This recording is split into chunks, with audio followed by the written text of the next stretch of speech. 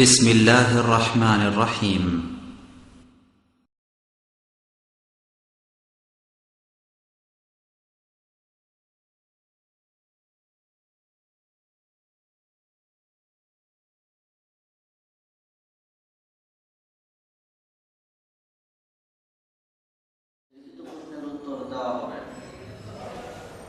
এই পর্যায়ে আজকের সভার আলোচ্য বিষয় বিংশ শতাব্দীর শ্রেষ্ঠ হাদিস বিশারদ আল্লামা শেখ নাসিরউদ্দিন আল-আলবানী রাহিমাহুল্লাহ এর জীবনী ও অবদান এর শীর্ষক আলোচনা রাখবেন বাংলাদেশ জমিয়তে আহলে হাদিসের ফতোয়া ও গবেষণা বিষয়ক সেক্রেটারি, বিশ্ব আলোড়ন সৃষ্টিকারী, পিস টিভি বাংলার ধারাবাহিক আলোচক, বিশিষ্ট ইসলামী চিন্তাবিদ, মাদ্রাসাতুল হাদিসের সুযোগ্য অধ্যক্ষ সাহেব শেখ আবু আব্দুল্লাহ মুহাম্মদ শহীদুল্লাহ খান মাদানী।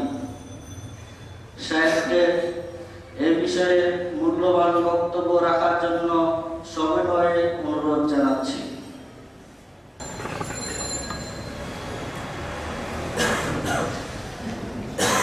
আসসালামু আলাইকুম ওয়া রাহমাতুল্লাহি ওয়া বারাকাতুহু। আলহামদুলিল্লাহ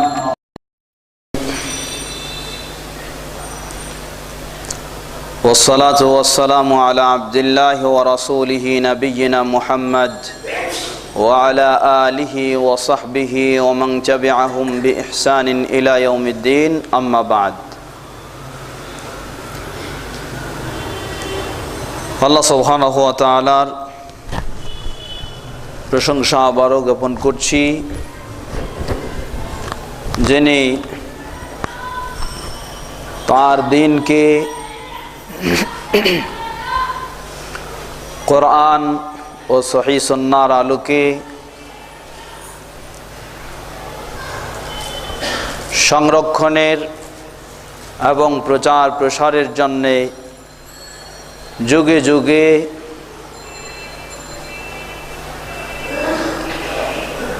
বিশেষ ব্যক্তিদেরকে তৌফিক দিয়েছেন। বিংশ শতাব্দীতে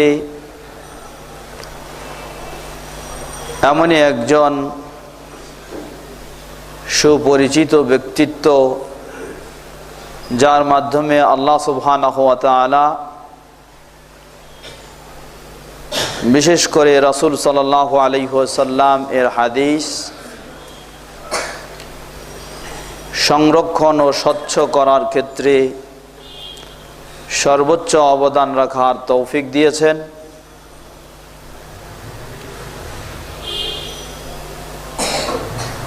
সেই ব্যক্তিকে কেন্দ্র করে বর্তমান সমাজে মুসলিম সমাজ যারা কোরআন ও সহিহ সুন্নাহর আলোকে ইসলাম জানতে চায় ও মানতে চায়, তাদের মাঝে রয়েছে সেই ব্যক্তির প্রতি শ্রদ্ধা ও দোয়া। আর যারা কোরআন ও সহিহ সুন্নাহর আলোকে দিন জানতেও চায় না, মানতেও চায় না, বরং প্রচলিত মাযহাব ও তরিকার অনুসারী, হাদিসের কথা বললে তাদের মাঝে দেখা দেয় বিরক্তি,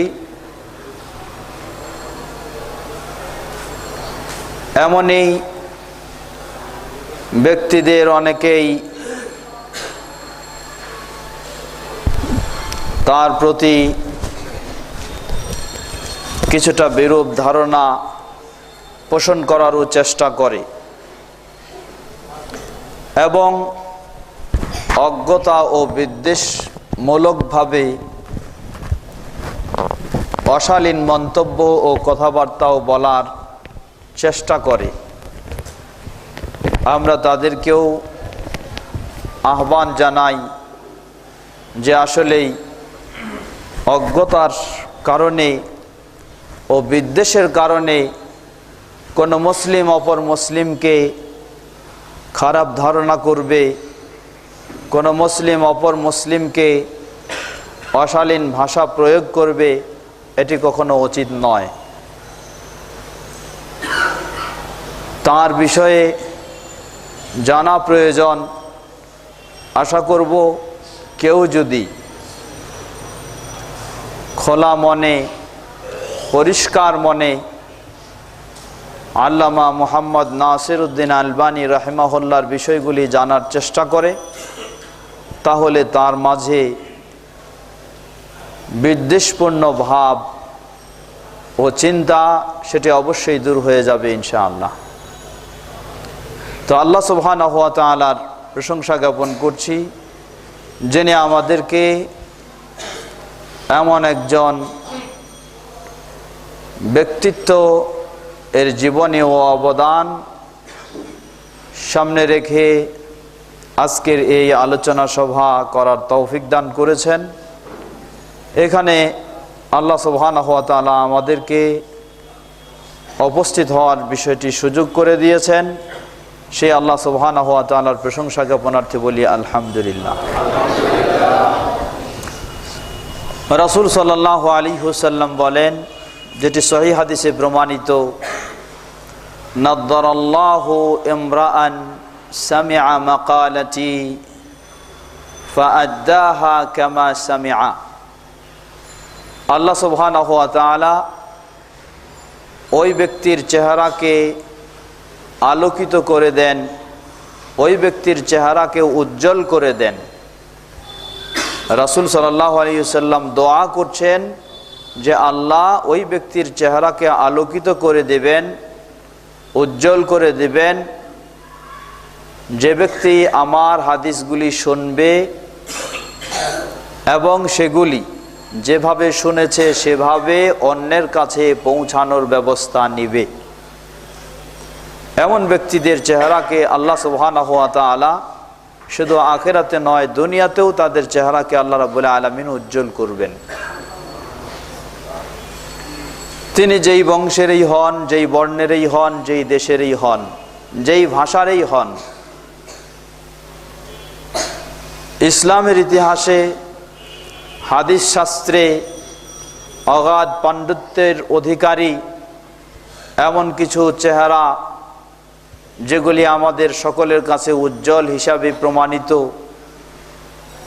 ইমাম বুখারী রাহিমাহুল্লাহ, ইমাম মুসলিম রাহিমাহুল্লাহ, ইমাম আবু দাউদ রাহিমাহুল্লাহ, ইমাম তিরমিজি, ইমাম নাসাই, ইমাম ইবনে মাজাহ, এই প্রসিদ্ধ 6 জন আল্লাহ সুবহানাহু ওয়া তাআলা সত্যিই তাদের চেহারাকে উজ্জ্বল করেছেন, যেটা মুসলিম সমাজ সকলেই জানে, সকলেই বুঝে। অথচ সেই 6 জনের মাঝে শুধুমাত্র একজন ছিলেন আরবি মানুষ। ইমাম মুসলিম রাহিমাহুল্লাহ তিনি জন্মগত বা ভাষাগতভাবে আরবি মানুষ, আর বাকি 5 জনেই তারা কেউ আরবি ছিলেন না, সবাই অনারবি ছিলেন। তা আরবি হলেই যে এই পর্যায়ে পৌঁছা সম্ভব আর না হলে সম্ভব নয়, কথাটি এমন নয়। হতে পারে আরবি, হতে পারে অনারবি। আল্লাহ সুবহানাহু ওয়া তাআলা যাকে সে তৌফিক দিবেন তিনি সেই পর্যায়ে পৌঁছতে পারবেন। পর্যায়ক্রমে হিজরি 2য় ও 3য় শতাব্দীর এই সমস্ত 6 জন প্রসিদ্ধ ইমাম মুহাদ্দিস, পর্যায়ক্রমে প্রতি শতাব্দীতেই এমন ব্যক্তিদের আগমন ঘটেছে। হিজরি 1400 সময়ে বা এই যুগে খ্রিস্টাব্দের 20 শতাব্দীতে যিনি এই অবদান রেখেছেন, আল্লাহ সুবহানাহু ওয়া তাআলা যাকে এ তৌফিক দিয়েছেন। আজকে অনেকেই রয়েছেন শেখ আলবানী রাহিমাহুল্লাহর প্রতি বিদ্বেষী, কিন্তু দেখা যায় যে তিনিও শেখ আলবানী রাহিমাহুল্লাহর লিখিত বই পুস্তক দিয়ে উপকৃত হচ্ছেন। একদিকে বিদ্বেষী, আরেকদিকে তার বই পুস্তক ছাড়াও তিনি উপকৃত হতে পারছেন না। তো বিংশ শতাব্দীতে আল্লাহ সুবহানাহু ওয়া তাআলা যাকে মর্যাদা দিয়েছেন, আমরা এক বাক্যে বলতে পারি তিনি হলেন আল্লামা মুহাম্মদ নাসিরউদ্দিন বিন নূহ আল আলবানী রাহিমাহুল্লাহ। সেই বিংশ শতাব্দীর সমসাময়িক আলেম যারা ছিলেন, বিশ্বের অন্যতম আলেম আল্লামা শেখ আব্দুল আজিজ বিন আবদুল্লাহ বিন বাজ রাহিমাহুল্লাহ, যার কথা আমরা অনেকেই জানি। সেই শেখ আলবানী রাহিমাহুল্লাহর বক্তব্য, তিনি মন্তব্য করেছেন, মা রাআইতু তাহতা আদিমিস সামাই মিসলা আশ-শেখ আলবানী আলিমান ফিল হাদিসি। তিনি বলছেন যে আমি আকাশের নিচে, এই বিংশ শতাব্দীতে আকাশের নিচে শেখ আলবানী রাহিমাহুল্লাহর মতো হাদিসের পণ্ডিত কাউকে আমি পাইনি, কাউকে দেখিনি। এটা শেখ ইবনে বাজ রাহিমাহুল্লাহর বক্তব্য। শেখ ইবনে বাজ রাহিমাহুল্লাহ এবং শেখ আলবানী রাহিমাহুল্লাহ উভয়ের মাঝে দীর্ঘ 40 বছর গভীর সম্পর্ক ছিল। পরস্পরে একে অপরকে কোনো কোনো মাসআলার ক্ষেত্রে খেলাফ থাকতে পারে, কিন্তু একজন আরেকজনকে অন্তর দিয়ে ভালোবাসতেন, একজন আরেকজনের কাছে প্রয়োজনে সহযোগিতা নিতেন। বিশেষ করে হাদিসের ক্ষেত্রে শেখ আলবানী রাহিমাহুল্লাহর কাছে অনেক সময় শেখ ইবনে বাজ রাহিমাহুল্লাহ অনেক বিষয় তার দিকে তাকে দায়িত্ব দিতেন, তার কাছে করে নিতেন, এমনও বহু প্রমাণ রয়েছে। আমরা আজকে সেই অন্যতম ব্যক্তিত্ব আল্লামা নাসিরউদ্দিন, আল্লামা মুহাম্মদ নাসিরউদ্দিন আল আলবানী রাহিমাহুল্লাহ আর তার জীবনী এবং অবদান সম্পর্কে আজকের এই আলোচনায় আমরা শুনবো ইনশাআল্লাহ। আল্লামা নাসিরউদ্দিন আলবানী রাহিমাহুল্লাহ, তার জীবনী সম্পর্কে অনেক গ্রন্থ লেখা হয়েছে। একটি গ্রন্থ, উল্লেখযোগ্য গ্রহণযোগ্য একটি গ্রন্থ, যে বইটি তার জীবনী সম্পর্কে 900 পেজ শুধু তার জীবনী সম্পর্কে সংক্ষিপ্তভাবেই লেখা হয়েছে, এরপরও বিস্তারিত নয়, 900 পেজ।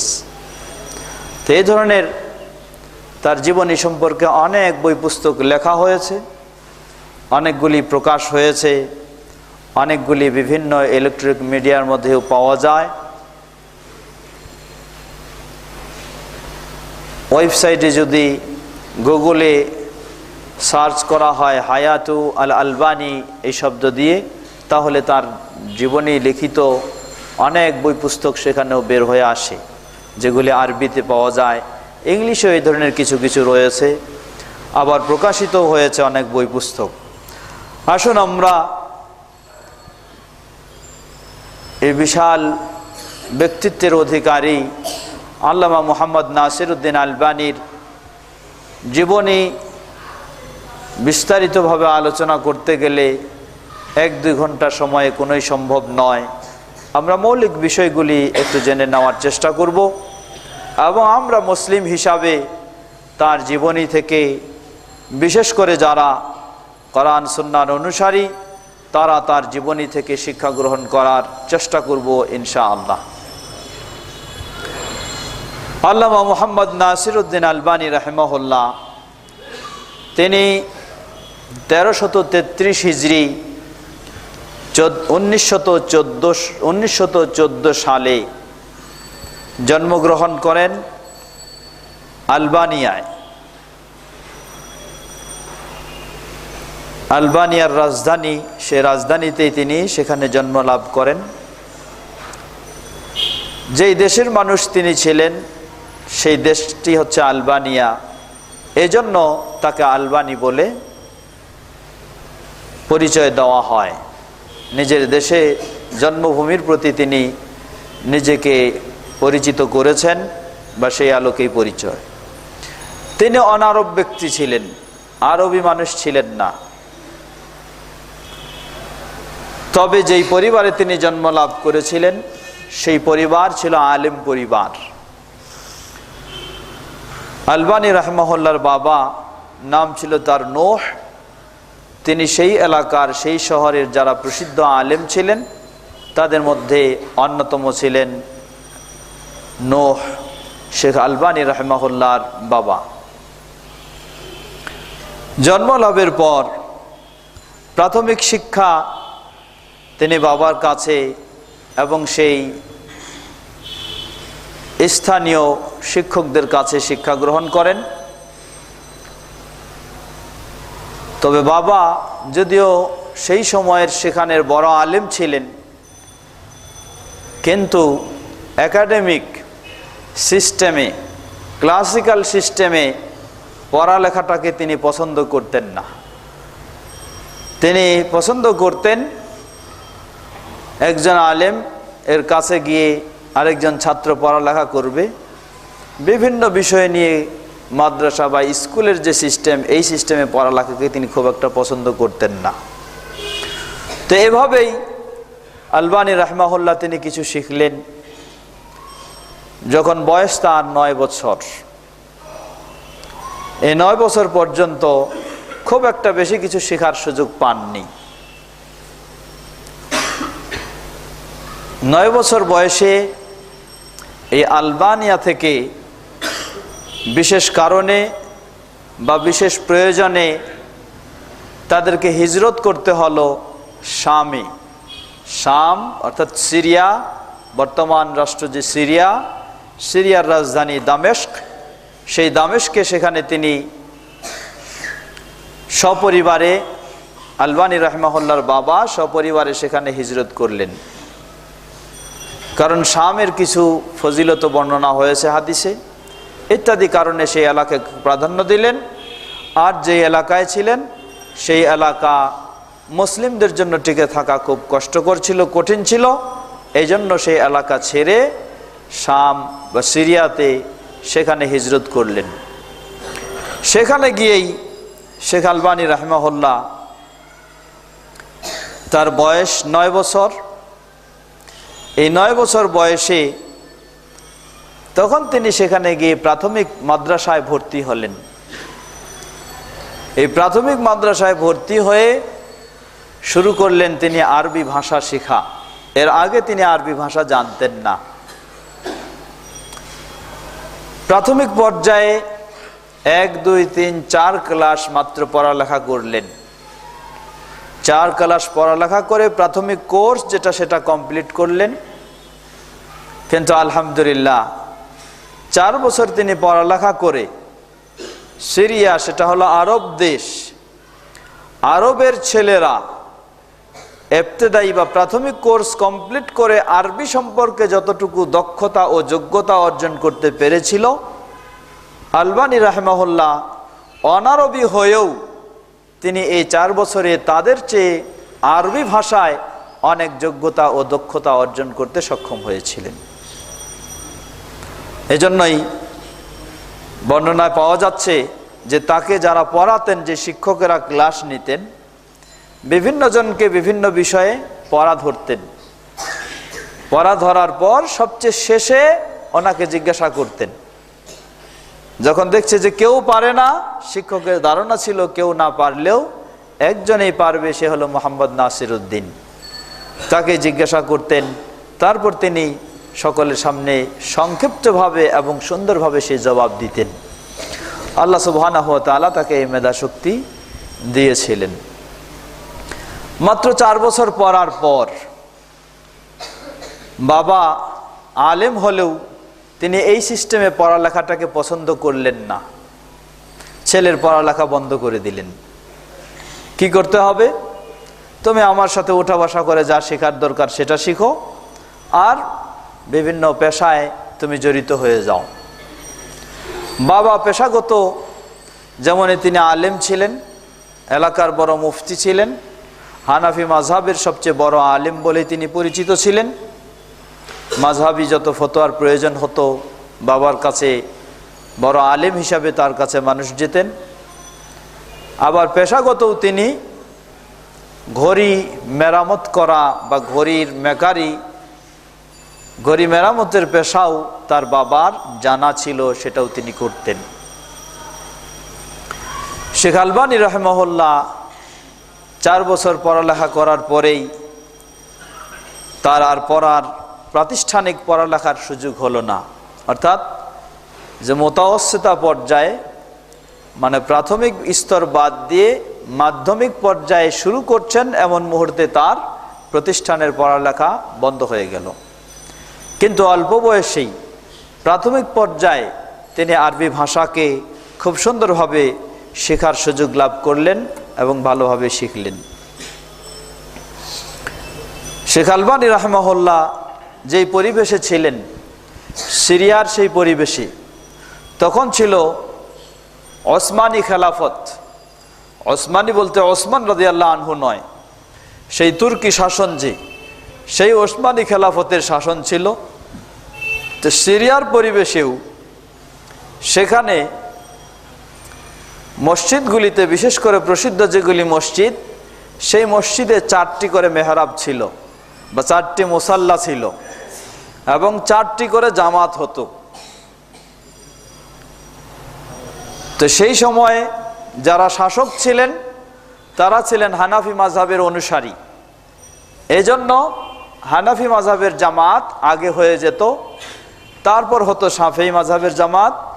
এইভাবে 4টি করে জামাত হতো প্রসিদ্ধ মসজিদগুলিতে। এই ধরনের মাযহাবী দলাদলি ও কোন্দল প্রকট আকারে ধারণ করেছিল সেই পরিবেশেও।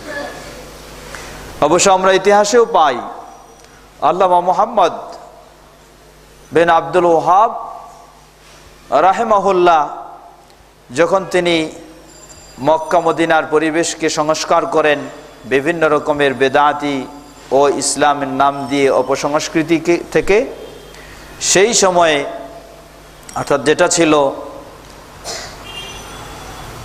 1115 হিজরিতে, 1115 হিজরিতে মোহাম্মদ বিন আব্দুল ওয়াহাব রাহিমাহুল্লাহ জন্মলাভ করেন। আর সেটা বলা যেতে পারে 11:30 দিকে বা তার কিছু পরে। সেই সময়ও মক্কাতে সেখানেও 4টি মুসাল্লা ছিল, 4 মাযহাবের পৃথক পৃথক জায়নামাজ ছিল ইমামদের, এবং পৃথক পৃথকভাবে 4টি মাযহাবেরই জামাত অনুষ্ঠিত হতো। তো এই সিরিয়াতে, দামেস্কে, যেখানে আলবানী রাহিমাহুল্লাহ তার বাবা সহ ছিলেন, সেখানেও এই ধরনেরই পরিবেশ ছিল। শেখ আলবানী রাহিমাহুল্লাহর বয়স যখন এই ধরনের পর্যায়ে, খুব বেশি বড় বয়স হয়নি, মাত্র 17 বছর বয়স। এই 17 বছর বয়সে তিনি বাসায় বসেই কি করতেন, বাবার সাথে ঘড়ি মেরামতের এই পেশায় সহযোগিতা দিতেন। আর বাসা বসেই বিভিন্ন রকমের পেপার পত্রিকা, আরবি সাহিত্য, আরবি উপন্যাস, এই সমস্ত বইগুলি ভাষা চর্চার জন্য পড়ালেখা করতেন। বিভিন্ন পেপার পত্রিকা পড়তেন। সেগুলির মাঝে সেই সময় সুপ্রসিদ্ধ একটি পেপার ছিল, পত্রিকা ছিল, ম্যাগাজিন ছিল, আল মানার নামে। এই আল মানার, এই ম্যাগাজিনে যিনি সম্পাদনা করতেন সেই সময়ে সুপ্রসিদ্ধ বিজ্ঞ কোরআন সুন্নাহর আলেম মুহাম্মদ রশিদ রেজা রাহিমাহুল্লাহ। তো হঠাৎ শেখ আলবানী রাহিমাহুল্লাহ তিনি এই আল মানার গ্রন্থেই, সেই আল মানারে দেখলেন সুপ্রসিদ্ধ একটি গ্রন্থ ইমাম গাজালি রাহিমাহুল্লাহর। গ্রন্থটির নাম হলো ইহয়া ও উলুমুদ্দিন। এই ইহয়া ও উলুমুদ্দিন শীর্ষক একটি কলাম আল মানার এই ম্যাগাজিনে প্রকাশ হচ্ছে। সেখানে ইহয়া ও উলুমুদ্দিন, এই সুপ্রসিদ্ধ ইমাম গাজালি রাহিমাহুল্লাহর গ্রন্থের মাঝে কিছু জাল, কিছু বানাওটি হাদিস এই ধরনের রয়েছে, সেগুলি নিয়ে পর্যালোচনামূলক একটা জ্ঞান গবেষণামূলক কলাম প্রকাশ পেয়েছে আল মানার এই পত্রিকায়। শেখ আলবানী রাহিমাহুল্লাহ এই পত্রিকা পড়তে গিয়ে তিনি যখন এই কলাম পড়লেন, কালাম পড়ার মধ্য দিয়েই তার মাঝে চেতনা জাগলো যে তাহলে হাদিসের মাঝে কি আবার সহিহ জয়ীফ আছে কি না। এর আগে এগুলি তিনি বুঝতেন না, যেহেতু পড়ালেখারও সুযোগ হয়নি। তার মাঝে চেতনা জাগলো যে হাদিসের মাঝে কি আবার সহিহ জয়ীফ আছে নাকি, এ আবার কেমন কথা। তার মাঝে একটি কৌতূহল জাগলো যে সুতরাং হাদিসের মাঝে সহিহ জয়ীফ বিষয়টি কি আমাকে একটু জানার চেষ্টা করতে হবে।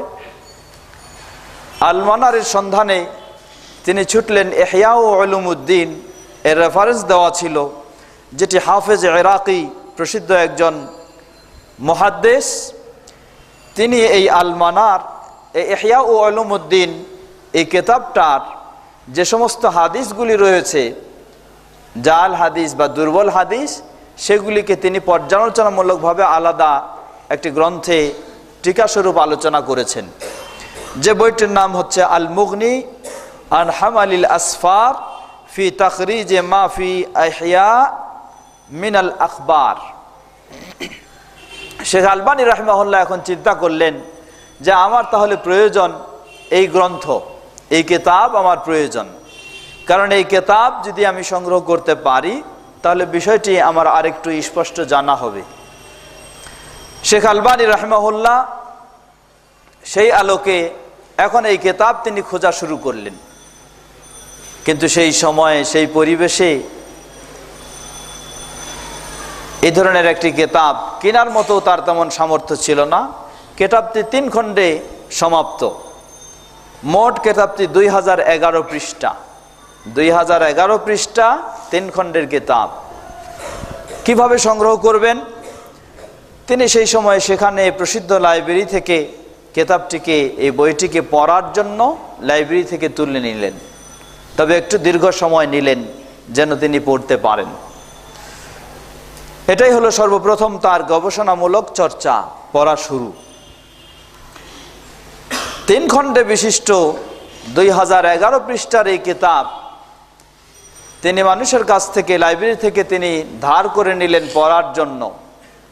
কিন্তু ধার করা বই কয়েকদিনের জন্য তিনি নিয়েছেন, আবার এটিকে ফেরত দিতে হবে, নিজের কাছে তো রাখতে পারবেন না। তখন তিনি মনে করলেন যে কিভাবে এটাকে নিজের একটা কপি হিসাবে রাখা যায়। এই সময়ে, এই বয়সেই তিনি কি করলেন, বইটিকে পড়ে শেষ করলেন। 2011 পৃষ্ঠার বই পড়ে শেষ করলেন, সাথে সাথে তিনি বইটির অবিকল আরেকটি কপি হাত দিয়ে লিখে তিনি তৈরি করলেন। 2011 পৃষ্ঠার বই তিনি হাত দিয়ে লিখে আলাদা একটা কপি নিজের জন্য তৈরি করে নিলেন। সেই কপি শুধু নয়, বরং তিনি পড়ার সাথে সাথে এই বইয়ের মাঝে যেগুলি জটিল শব্দ রয়েছে সেই শব্দগুলির আন্ডারলাইনে তিনি ব্যাখ্যামূলক আলোচনাও করলেন। যে বইটি এখনো তার লাইব্রেরিতে, শেখ আলবানী রাহিমাহুল্লাহর লাইব্রেরিতে সংরক্ষিত রয়েছে। শেখ আলবানী রাহিমাহুল্লাহর শুরু হলো এই জ্ঞান গবেষণা। হাদিসের প্রতি তার একটি যেন মনে আলাদা একটা তার প্রেরণা জাগলো, আলাদা একটা চেতনা জাগলো যে আমাকে তাহলে হাদিস শিখতেই হবে, কারণ ইসলামের মূল হলো কোরআন এবং হাদিস। আর হাদিসের মাঝেই যদি এই ধরনের দুর্বলতা, এই ধরনের সমস্যা থাকে, আমাদের মাঝে যারা ওস্তাদ আছেন তাদেরকে একটু অনুরোধ জানাচ্ছি এদিকে চলে আসেন। যারা ওস্তাদ আছেন যারা এদিকে চলে আসেন। তো শেখ আলবানী রাহিমাহুল্লাহর মাঝে কৌতূহল জাগলো যে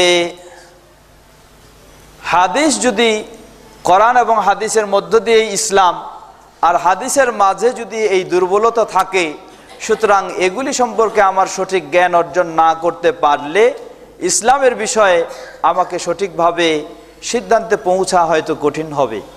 জাগলো তার চেতনা, সুতরাং আমাকে হাদিস শিখতেই হবে, হাদিস আমাকে জানতেই হবে। কিন্তু বাবা ছিলেন মাযহাবপন্থী একজন বড় আলিম। হাদিসের প্রতি যদি এই ধরনের তিনি গুরুত্ব দেন, তাহলে বাবা অনুভব করলেন যে মাযহাবি ফিকহি মাসআলা মাসাইলের চেয়ে যদি হাদিসের প্রতি আমার ছেলে বেশি গুরুত্ব দিতে যায়, তাহলে একদিন না একদিন আমার ছেলের সাথে মনে হয় আমার একটা দূরত্বও সৃষ্টি হতে পারে। তাই বাবা ছেলেকে হাদিস পড়ার ক্ষেত্রে নিরুৎসাহিত করলেন। তিনি আলেম ঠিকই, কিন্তু নিরুৎসাহিত করলেন যে না, তোমাকে হাদিস নিয়ে এত গবেষণা করার দরকার নেই, এত শেখার দরকার নেই। তিনি অন্য একটি কারণ উল্লেখ করলেন, বললেন যে যারা হাদিস নিয়ে বেশি চর্চা করে তারা অর্থহীন হয়ে যায়, দরিদ্র হয়ে যায়, সুতরাং তুমি হাদিস নিয়ে বেশি চর্চা করতে পারবা না। অবশ্যই কথাটি অবাস্তব নয়, বাস্তব। যারা হাদিস নিয়ে চর্চা করেছেন, যুগে যুগে প্রসিদ্ধ ইমামগণ, মুহাদ্দিসগণ, তারা পারিবারিক সূত্রে অনেক সচ্ছল ও সম্পদশালী হলেও যখন হাদিসের পিছনেই ছুটেছেন, হাদিস সংগ্রহে দেশ থেকে দেশান্তর ভ্রমণ করেছেন, তখন নিজেদের অর্থকে এই পথেই তারা শেষ করে দিয়েছেন। অর্থশালী আর তারা থাকতে পারেননি, এটি বাস্তব। কিন্তু তো বাবা ছেলেকে এভাবে বললেন যে না, সুতরাং হাদিস শিখতে গেলে, হাদিসের পিছনে এভাবে ছুটলে দরিদ্র হয়ে যাওয়ার এই সম্ভাবনা রয়েছে, তাই তোমার হাদিস শেখা চলবে না। তুমি আমার সাথে, আমি যে পেশায় রয়েছি সেই পেশাতেই সহযোগিতা দিয়ে আর যতটুকু আমার কাছে শিখতে পারো সেই শিখাই করো। বাবার উপদেশ ঠিকই, কিন্তু সন্তান যার হাদিসের দিকে মন ছুটেছে তিনি যেন খুব একটা বাবার এই উপদেশে নিজের মনকে সামলাতে পারলেন না। আসলেই বিষয়টি আশ্চর্য বিষয়। আল্লাহ সুবহানাহু ওয়া তাআলা যার কাছে কোরআন এবং সুন্নাহর গবেষণাকে প্রিয় করে দিয়েছেন, যার কাছে আল্লাহ এটাকে প্রিয় করে দিয়েছেন, দুনিয়ার যত রকমের সুখ স্বাচ্ছন্দ্য তাকে দেওয়া হোক না কেন, কখনো সেটি তার কাছে কোনোদিন প্রিয় বলে মনে হবে না।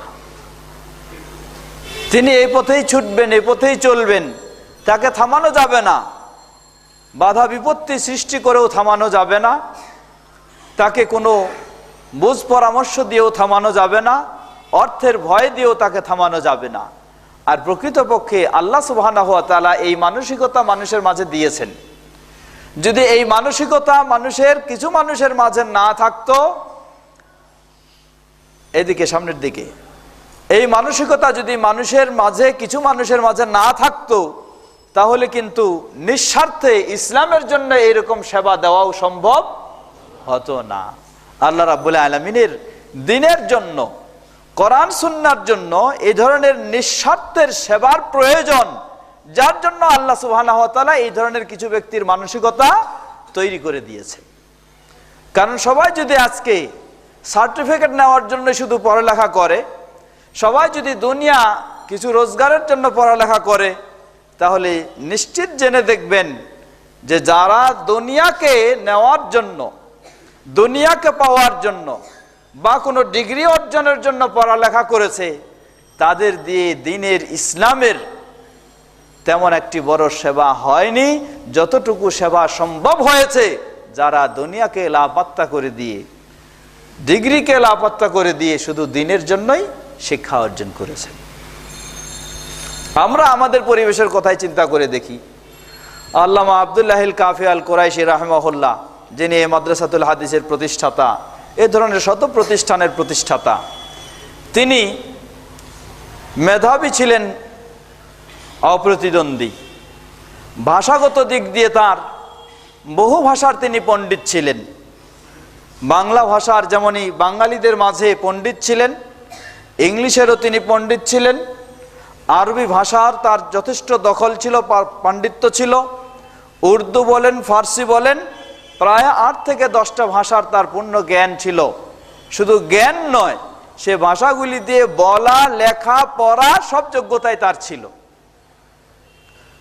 তিনি কোনো ডিগ্রির পিছনে ছুটেননি, দুনিয়ার কোনো পদের পিছনেও তিনি ছুটেননি, যার কারণে আল্লাহ সুবহানাহু ওয়া তাআলা তার মাধ্যমেই এই বাংলার পরিবেশে কোরআন ও সহিহ সুন্নাহর দাওয়াতের যতটুকু তাকে তৌফিক দিয়েছেন, পরবর্তীতে যে যত বড়ই ডিগ্রির, যত বড়ই ক্ষমতার আর যত বড়ই চিন্তা চেতনার হোক, সেই পর্যায়ে যাওয়া কারো পক্ষে সম্ভব হয়নি। তো শেখ আলবানী রাহিমাহুল্লাহ এভাবে তার এই চিন্তা চেতনা জাগলো।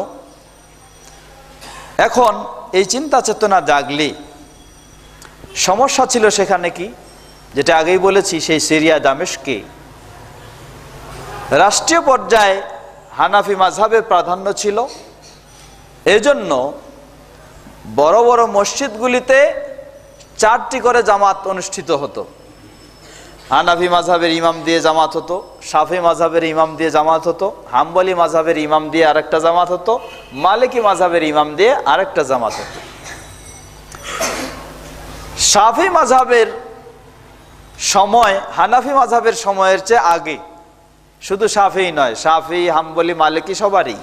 উদাহরণস্বরূপ যেমন আসরের সময়টা যদি বলি, আমরা আসরের সময় ইমাম মালিকের মতে, ইমাম শাফির মতে, ইমাম আহমদ বিন হাম্বল রাহিমাহুল্লাহর মতে, এমনকি ইমাম আবু হানিফা রাহিমাহুল্লাহর অন্যতম 2 জন শাগরিদ ইমাম আবু ইউসুফ রাহিমাহুল্লাহর মতে, ইমাম মুহাম্মদ রাহিমাহুল্লাহর মতে, এমনকি ইমাম আবু হানিফা রাহিমাহুল্লাহর 2টি মতের একটি মত হলো প্রতিটি জিনিসের ছায়া যখন সমপরিমাণ হয়ে যায় তখন এই আসরের সময় হয়ে যায়।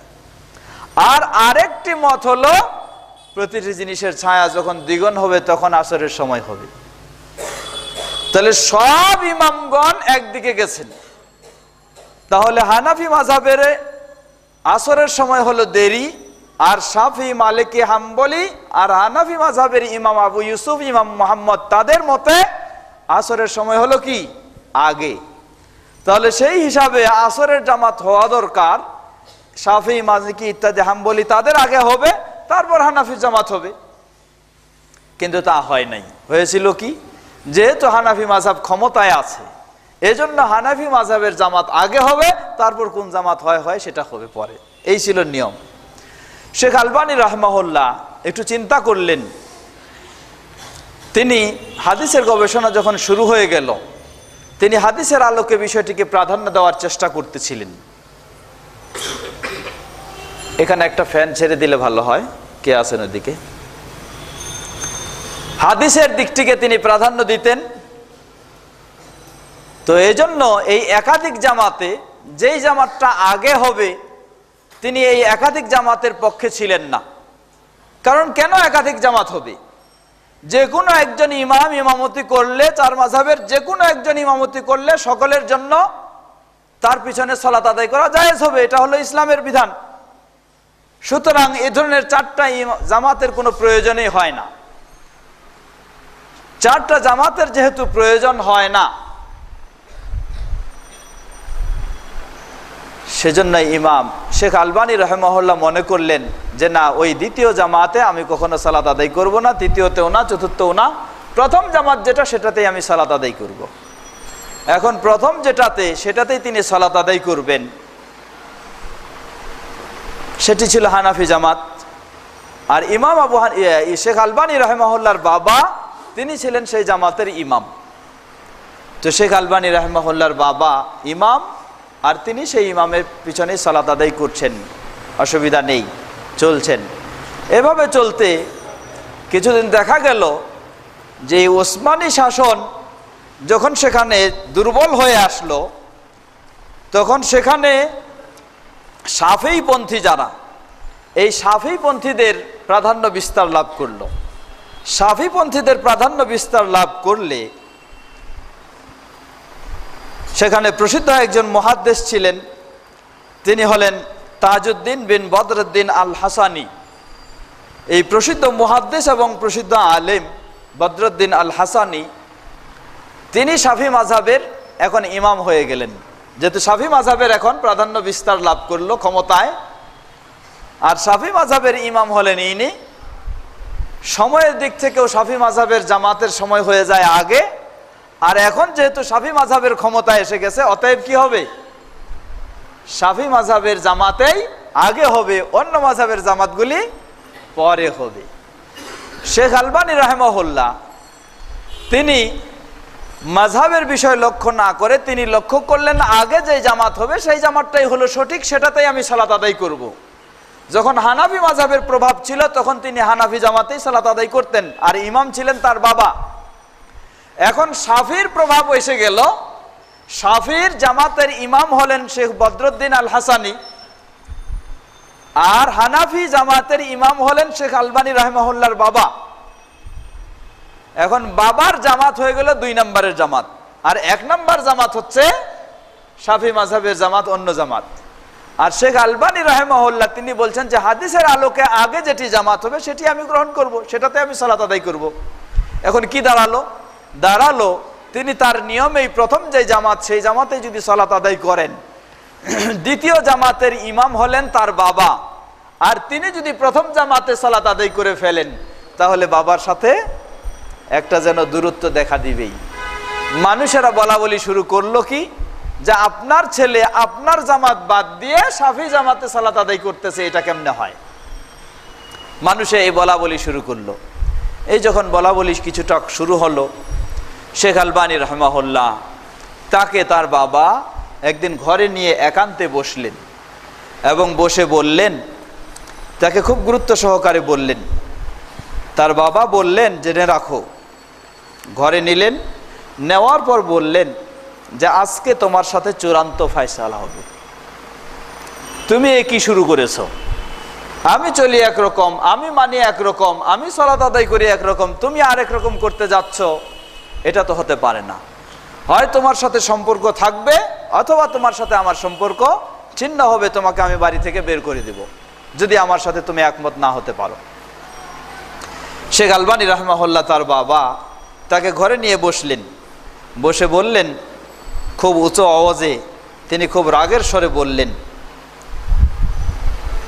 কি বললেন?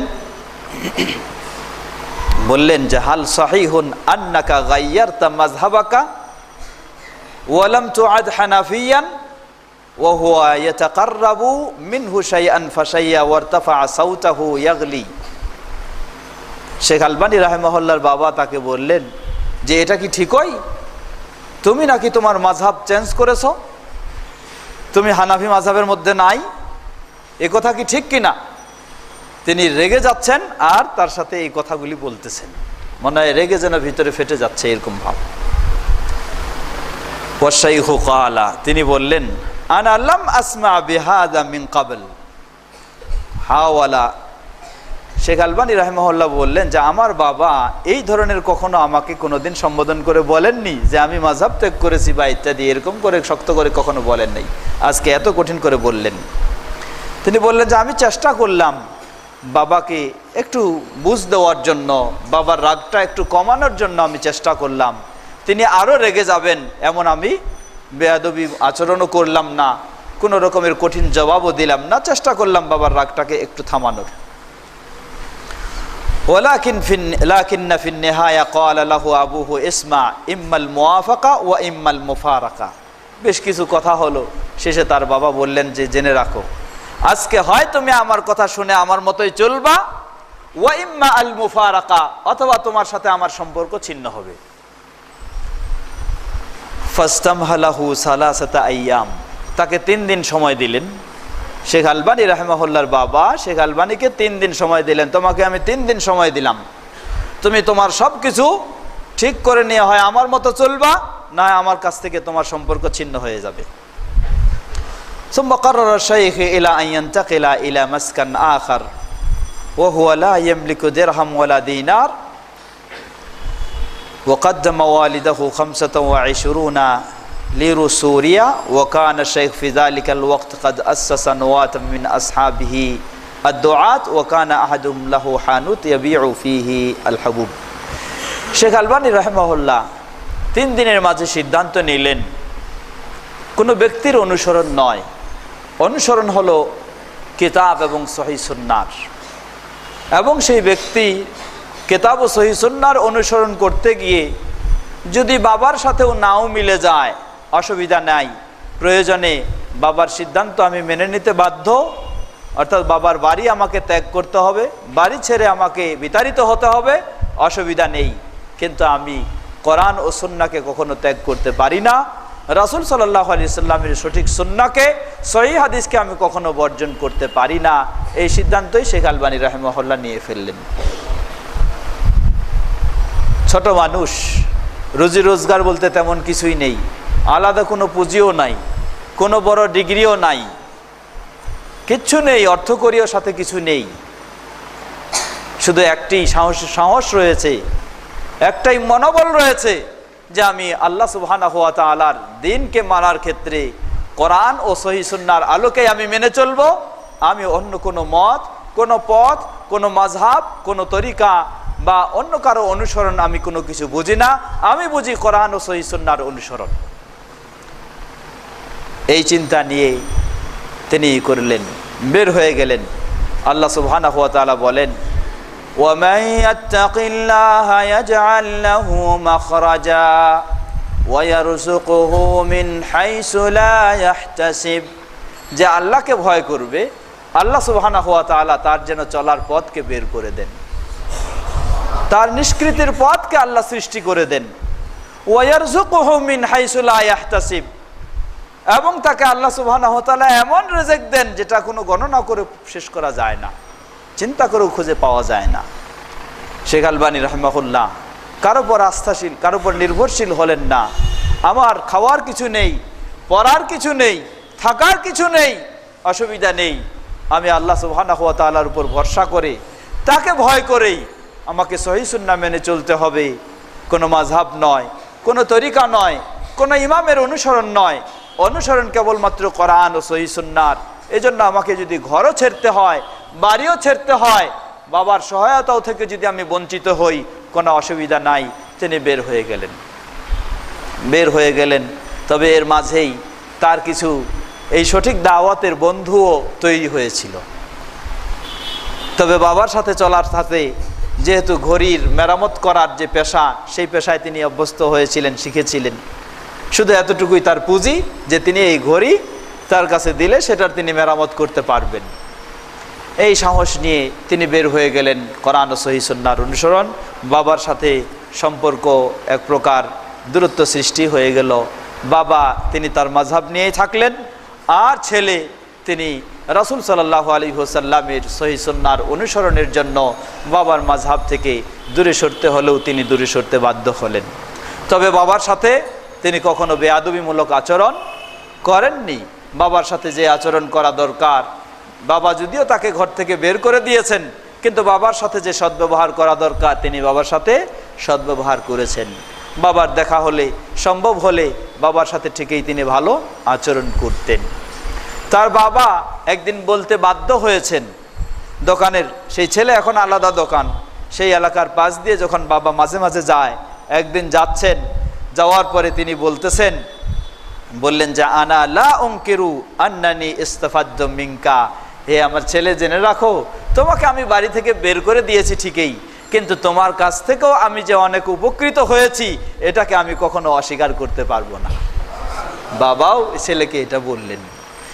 তো এইভাবে শেখ আলবানী রাহিমাহুল্লাহর শুরু হলো পৃথক জীবন, সংগ্রামের জীবন। তা হলো কোরআন ও সহিহ সুন্নাহ আমাকে শিখতেই হবে, কোরআন এবং সহিহ সুন্নাহ আমাকে মেনে চলতেই হবে, এবং সেই পথে আমাকে দাওয়াত দিতেই হবে। কাজ শুধুমাত্র তিনটি। একটা হলো কোরআন ও সহিহ হাদিস তিনি শিখবেন, দ্বিতীয় হলো সেই অনুযায়ী আমল করবেন, তৃতীয় হলো সেই অনুযায়ী মানুষকে দাওয়াত দিবেন। কোন বাধা বিপত্তি আসবে সেটা কোনো ভয়ের বিষয় নয়, তিনি এভাবেই অগ্রসর হবেন, এই তার চিন্তা, এই তার সিদ্ধান্ত। আল্লাহ সুবহানাহু ওয়া তাআলা তাকে তৌফিক দিলেন। নতুন তিনি আলাদা একটি দোকানও নিলেন, ধার করে, কর্জ করে একটা দোকান, বেশ কিছু ধার করে সেখানে ঘড়ি মেরামতের জন্য দোকান খুললেন আলাদা, কারণ রুজি রোজগার করতে হবে। দোকান আলাদা চালু করলেন, কিন্তু ফুল টাইম তিনি দোকানে সময় দিবেন এমন তার সময় নাই। মাত্র দিনে 3 ঘন্টা করে দোকানে তিনি বসতেন, দিনে 3 ঘন্টার বেশি দোকানে বসতেন না। তার আগে পিছের সময়গুলি তিনি সেই দামেস্কে সবচেয়ে বড় প্রসিদ্ধ ইসলামী লাইব্রেরি ছিল আল মাকতাবা আয-যাহিরিয়া, সেই লাইব্রেরিতে গিয়ে তিনি পড়ালেখা করতেন। আর 3 ঘন্টা করে মাত্র দোকানে সময় দিতেন। আবার 2 দিন কখনো দোকানে বসতেন না, শুক্রবার আর মঙ্গলবার, এই 2টি দিন বিভিন্ন কাজে, বিভিন্ন দাওয়াতি কাজে তিনি আবার বের হয়ে যেতেন। এভাবে তার দিন চলতে লাগলো। শেখ আলবানী রাহিমাহুল্লাহর শুরু হলো, তিনি একটি হাদিস বারবার মনে করতেন। আল্লাহ রাসূল সাল্লাল্লাহু আলাইহি সাল্লাম দোয়া করতেন, আল্লাহুম্মা জাআল রিজকা আলি মুহাম্মাদান কুতা, হে আল্লাহ মুহাম্মদ অর্থাৎ আল্লাহ মুহাম্মদ সাল্লাল্লাহু আলাইহি সাল্লামের বংশধরকে হে আল্লাহ আপনি রিজিক দান করুন। কতটুকু? কুতা, যতটুকু হলে তার শুধু জীবন কোনো মতো বাঁচানো যাবে এতটুকু তাকে চলার মতোই তাদেরকে রিজিক দান করুন। আলবানী রাহিমাহুল্লাহ এই হাদিসকে তিনি স্মরণ করতেন এবং বলতেন যে সুতরাং আমার খাওয়ার জন্য, আমার সন্তান ও স্ত্রীর খাওয়ার জন্য, চলার জন্য যতটুকু দরকার এতটুকুই শুধু আমাকে রোজগার করতে হবে, এর বেশি রোজগারের আমার কোনো প্রয়োজন নেই। বাকি সময়টি আমি নিজের জ্ঞান শিক্ষা চর্চা এর পিছনে এবং সেটার প্রচার প্রসার, মানুষকে শিক্ষা দেওয়া ও দাওয়াত দেওয়া এর পিছনে আমার জীবনটা উৎসর্গিত হবে। এভাবে শেখ আলবানী রাহিমাহুল্লাহ তার জীবনকে অতিবাহিত করলেন। পড়ালেখার ক্ষেত্রে তিনি আল্লাহু আকবার, ছাত্রদের বিষয়টি স্মরণ করা দরকার। তিনি এই জীবনে পড়ালেখা শুরু করলেন, জীবনের শেষ পর্যন্তও তিনি শেষের দিকে এমনভাবে তিনি পড়ালেখা আরও বেশি করেছিলেন। 24 ঘন্টার মাঝে 20 ঘন্টা পর্যন্ত তিনি পড়ালেখা ইত্যাদিতে ব্যস্ত থাকতেন। 20 ঘন্টা পর্যন্ত, মাত্র 4 ঘন্টারও কম তিনি ঘুমাতেন আর খাওয়া দাওয়া বিভিন্ন কাজে সেগুলিকে ব্যয় করতেন। 20 ঘন্টা পর্যন্ত তিনি পড়ালেখা করতেন। বিশেষ করে এই জীবন যখন শুরু হলো, নতুন শিক্ষা গবেষণার জীবন, লাইব্রেরিতে তিনি ঢুকতেন সকাল 8:30টার দিকে। সকাল 8:30টার দিকে লাইব্রেরিতে ঢুকতেন। যখন লাইব্রেরিয়ান যারা তারাও কেউ আসতো না, তিনি একটি বিশেষভাবে চাবি নিয়েছিলেন। সেই লাইব্রেরিতে ঢুকতেন সেই সন্ধ্যা 9টার সময়, যখন সবাই বিদায় নিয়ে চলে যেত, তারপরে রাত 9টার দিকে তিনি লাইব্রেরি থেকে বের হতেন। সারা দিনের মাঝে শুধু সালাত আদায়ের জন্য তিনি বের হতেন, সালাত আদায় করেই আবার তিনি লাইব্রেরিতে চলে যেতেন। এভাবেই শেখ আলবানী রাহিমাহুল্লাহ তার শিক্ষা জীবন শুরু করলেন। শিক্ষা জীবন তিনি এত শ্রম দিয়েছেন যেটি অকল্পনীয়। কোনো মানুষের পক্ষে এই ধরনের সাধনা করা আসলেই খুব কঠিন। এজন্যই যারা তার জীবনে নিয়েও আলোচনা করেছেন তারাও বলছেন যে শেখ আলবানী রাহিমাহুল্লাহর মতো সাধক যদি কোনো ব্যক্তি হতে পারে, শিক্ষা দীক্ষার ক্ষেত্রে, জ্ঞান গবেষণার ক্ষেত্রে যদি কোনো ছাত্র এ ধরনের ত্যাগ স্বীকার করতে পারে, তাহলে কোনো সন্দেহ নেই সে একদিন না একদিন অবশ্যই সফল হবেই, এতে কোনো সন্দেহ নেই। শেখ আলবানী রাহিমাহুল্লাহ যে লাইব্রেরিতে পড়াশোনা করতেন, সেই লাইব্রেরির অবস্থানটা এমন ছিল যে খুব উন্নত তো ছিল না। এই নিচতলা থেকে উপরতলা ওঠার জন্য বা যেই র্যাকগুলিতে বই পুস্তক থাকতো, সেই বই পুস্তকগুলি দেখার জন্য মই যেটা বলা হয়, সেই মই দিয়ে উপরে উঠতে হতো। অনেক সময় তিনি এই মই নিয়ে যখন উপরে উঠতেন, ময়ের উপর দাঁড়িয়ে 3, 4, 5 ঘন্টা পর্যন্ত ময়ের উপর দাঁড়িয়েই একটা বই নিয়ে হয়তো তিনি দেখা শুরু করেছেন, সেটাই পড়া শুরু করে দিয়েছেন। ময়ের উপর দাঁড়িয়ে 4-5 ঘন্টা পর্যন্ত তিনি পড়ালেখা করেছেন। যার এই সাধনা বা এই পড়ালেখার যে শ্রম তিনি দিয়েছেন, যে ত্যাগ স্বীকার করেছেন, এটা একটা যেন বলা যায় অবাস্তবের মতোই। শেখ আলবানী রাহিমাহুল্লাহ সেই লাইব্রেরিতে পড়ালেখা করতেন, যেখানে সেই লাইব্রেরিতে যেমনইভাবে মুদ্রণ করা প্রকাশিত বই ছিল, সাথে সাথে অপ্রকাশিত বই, পাণ্ডুলিপি, সেগুলি বেশি ছিল। কোনো একদিন একটা বিষয় তিনি খুঁজতে গিয়ে হারিয়ে ফেললেন, সহজে পেলেন না। যার কারণে তিনি কি করলেন, তিনি এখন প্রতিজ্ঞা করলেন যে এই পাণ্ডুলিপির মাঝে এই গুরুত্বপূর্ণ জিনিসটা খুঁজতে গিয়ে আমি হারিয়ে ফেললাম, পেলাম না, তাহলে ঠিক আছে। এখন তিনি শুরু করলেন যে এই পাণ্ডুলিপিরই তিনি একটা সূচি তৈরি করলেন।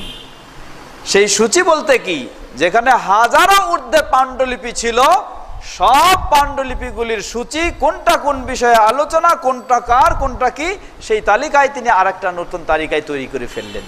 এটা শুধু খুঁজতে গিয়ে তিনি সেখানে ঠেকে গিয়ে তিনি এই কাজ, বিশাল কাজ করে ফেললেন।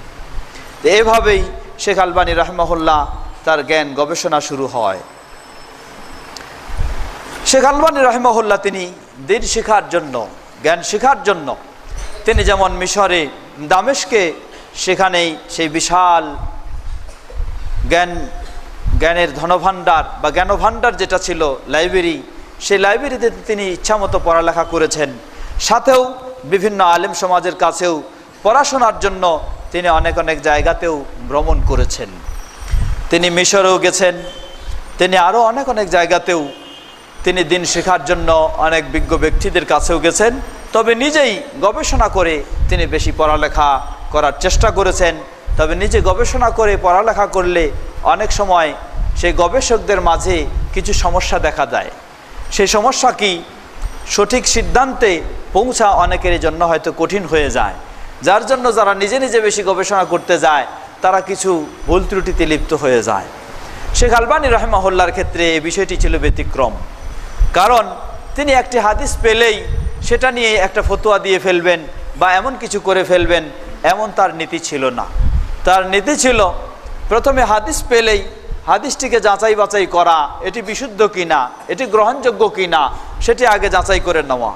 যদি গ্রহণযোগ্য হতো তারপর সেই হাদিসকে সামনে রেখে অন্যান্য সব হাদিস ও কোরআনের চিন্তা ও গবেষণাকে সমন্বয় করে সিদ্ধান্তে পৌঁছা, এই ছিল তার নীতি, যার কারণে অন্যদের মতো তার মাঝে এই সমস্যা দেখা দেয়নি। শেখ আলবানী রাহিমাহুল্লাহ তিনি বিভিন্ন দেশেও জ্ঞান গবেষণার জন্য ছোটাছুটি করেছেন এবং দাওয়াতি ক্ষেত্রেও তিনি গেছেন। শেখ আলবানী রাহিমাহুল্লাহর তিনি ছিলেন বাস্তবমুখী ব্যক্তি। কখনো এমন ছিলেন না যে হ্যাঁ এটা জানলাম, ঠিক আছে সময় সুযোগ হলে মানব, এমন তার চিন্তা চেতনা ছিল না।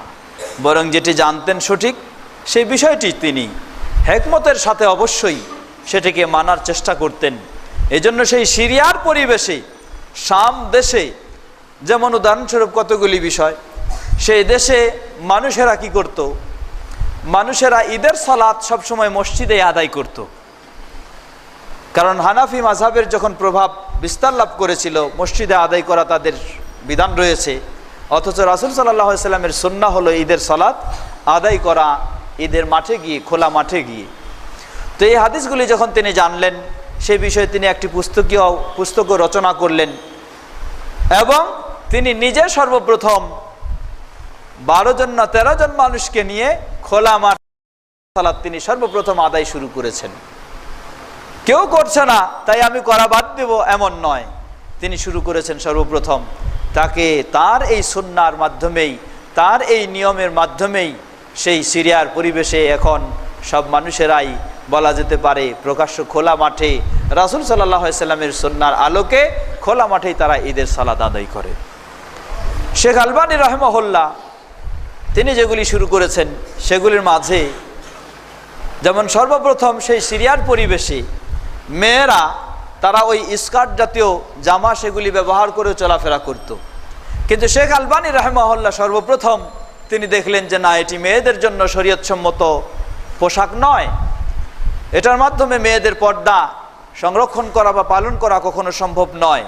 তাই তিনি এই বিষয়ে বই লিখলেন, জিলবাবুল মারআ, একজন মেয়ে এই ধরনের পোশাক পরে পরিধান করে চলবে, বাইরে চলবে, এটি কখনো কোনো মেয়ের জন্য বৈধ নয়, বরং তাকে ঢেলা ঢালা এমন পোশাক ব্যবহার করতে হবে যেটি দিয়ে মাথা থেকে পা পর্যন্ত সম্পূর্ণ শরীর সুন্দরভাবে ঢাকানো সম্ভব হবে।